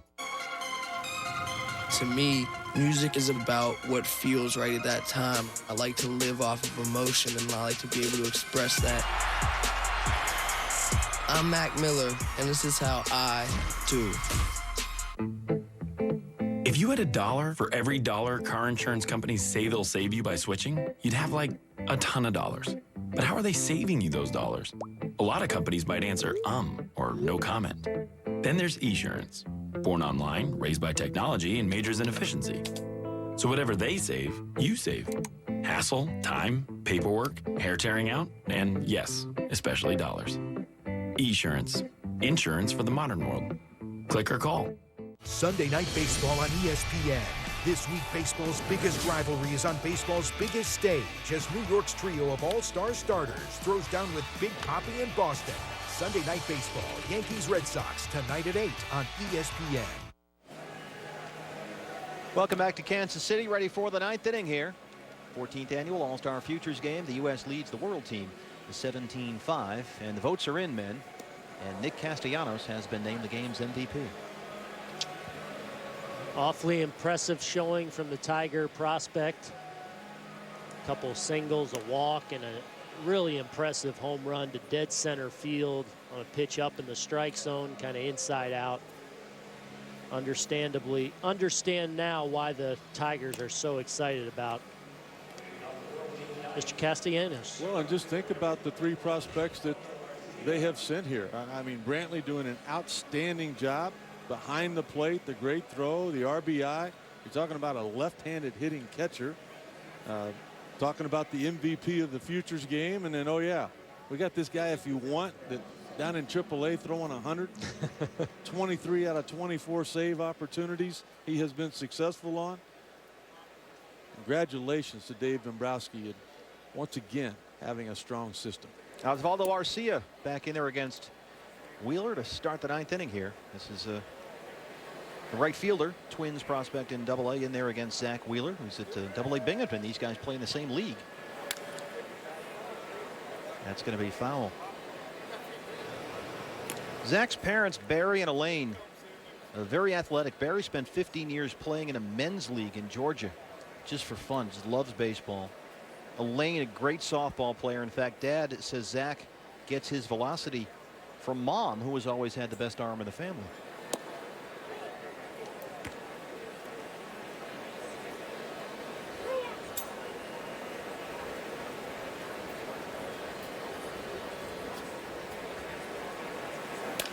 Arcia, third base. Arenado in front of Machado. The throw is in time. Close play. Well, this is a really good play from a really good defensive third baseman. Arenado shows off his range, handles a difficult hop, and makes a very strong throw across the diamond. Little chopper. You see the range there to his left. Just gain some ground to make it an easier hop, and then the turn, a lot on that throw, and extremely accurate. Big reason why the Colorado Rockies love Arenado's future at third. And here comes, let's just call it a non-save situation. It's Matt Barnes, the Red Sox pitching prospect. George Brett will make the move with only 2 outs left in the game, presumably here. And here is Matt Barnes, 6'4", 205, just turned 22 years old on June 17th. First round pick by the Red Sox in last year's draft out of UConn, the 19th overall selection. Now we've kept a close track of the pitchers here, and so let's look at the lineups and see how it ended up here with all this offense. 12 hits for the world team, 17 for the U.S. as we get a look at Matt Barnes. Barnes considered a top 10 pick after pitching with Team USA in the summer of 2010, but as a junior at UConn had some minor command issues. Keith Law dropped down a bit, 19th overall, but he's been much improved as a pro. You know, once again, a situation where the Red Sox scouting department did a terrific job. He didn't really dominate in college at the University of Connecticut, as you mentioned, Steve, but his fastball now, they saw some things with his frame that they felt like they could help. 94 to 96 now with a lot of late life. He's gotten the finger pressure thing down. He's gotten the thumb underneath it where it's supposed to be. He's projecting out now to be a lot higher than what he was when he was first signed. Yeah, Keith, one of his Sally League starts came against Delmarva, and they were raving. Some scouts had called it the best pitched A-ball game they'd ever seen. I can believe that. And you nailed it, too, why he fell in the draft, because the fastball command wasn't where it had been his sophomore year in that sophomore summer with Team USA. He also was monkeying with a slider that spring, but really his best pitch, his best breaking ball for me was always going to be the curveball. Fastball, curveball, changeup, junk the slider at this point. That's, I think, a big part of why you're seeing him advance so quickly through the low minors. Well, the changeup was considered fringy going into this year. He switched, actually, Sut, from the 4-seam circle change grip to the 2-seam version, and that's raising his confidence level with that changeup, and he's throwing it more in games. Well, the big thing for that, Steve, you're going to get more movement, you know, so your command does not have to be as good if you're able to put some late life to that pitch. Here's Ali Solis, the catcher. Mentioned that start earlier this year for Matt Barnes when he pitched against Dylan Bundy. Machado, boy, he just gets everything out there. Wow, that's the second out. Barnes and Bundy. Barnes struck out 9 in 5 innings and gave up only 3 hits. Bundy had 6 strikeouts, 4 perfect innings. That's an A-ball game, not bad. Here's Manny Machado, Orioles fans. Well, you see the gracefulness that he moves with that big frame and uses that big frame to stretch out and make that play with rather ease. Chifang Pan, ground ball, second base. Scooter Gannett has it. And there it is. The U.S. team wins it 17-5. A lot of offense here at Kauffman Stadium, guys. Well, this offense of the U.S. team, extremely impressive. Not only talented but a lot of mature approaches we saw up and down the lineup today. I'll tell you what, Billy Hamilton can run, and the left side of the infield for the Texas Rangers is in good shape. Yeah. So the U.S. wins at 17-5. Coming up next, Summit Racing Equipment NHRA Nationals. This has been a presentation of ESPN, the worldwide leader in sports. For Aaron Boone, Rick Sutcliffe, Keith Law, and Pedro Gomez, I'm Steve Berthew. 17-5. The U.S. beats the world. Good night from Kansas City.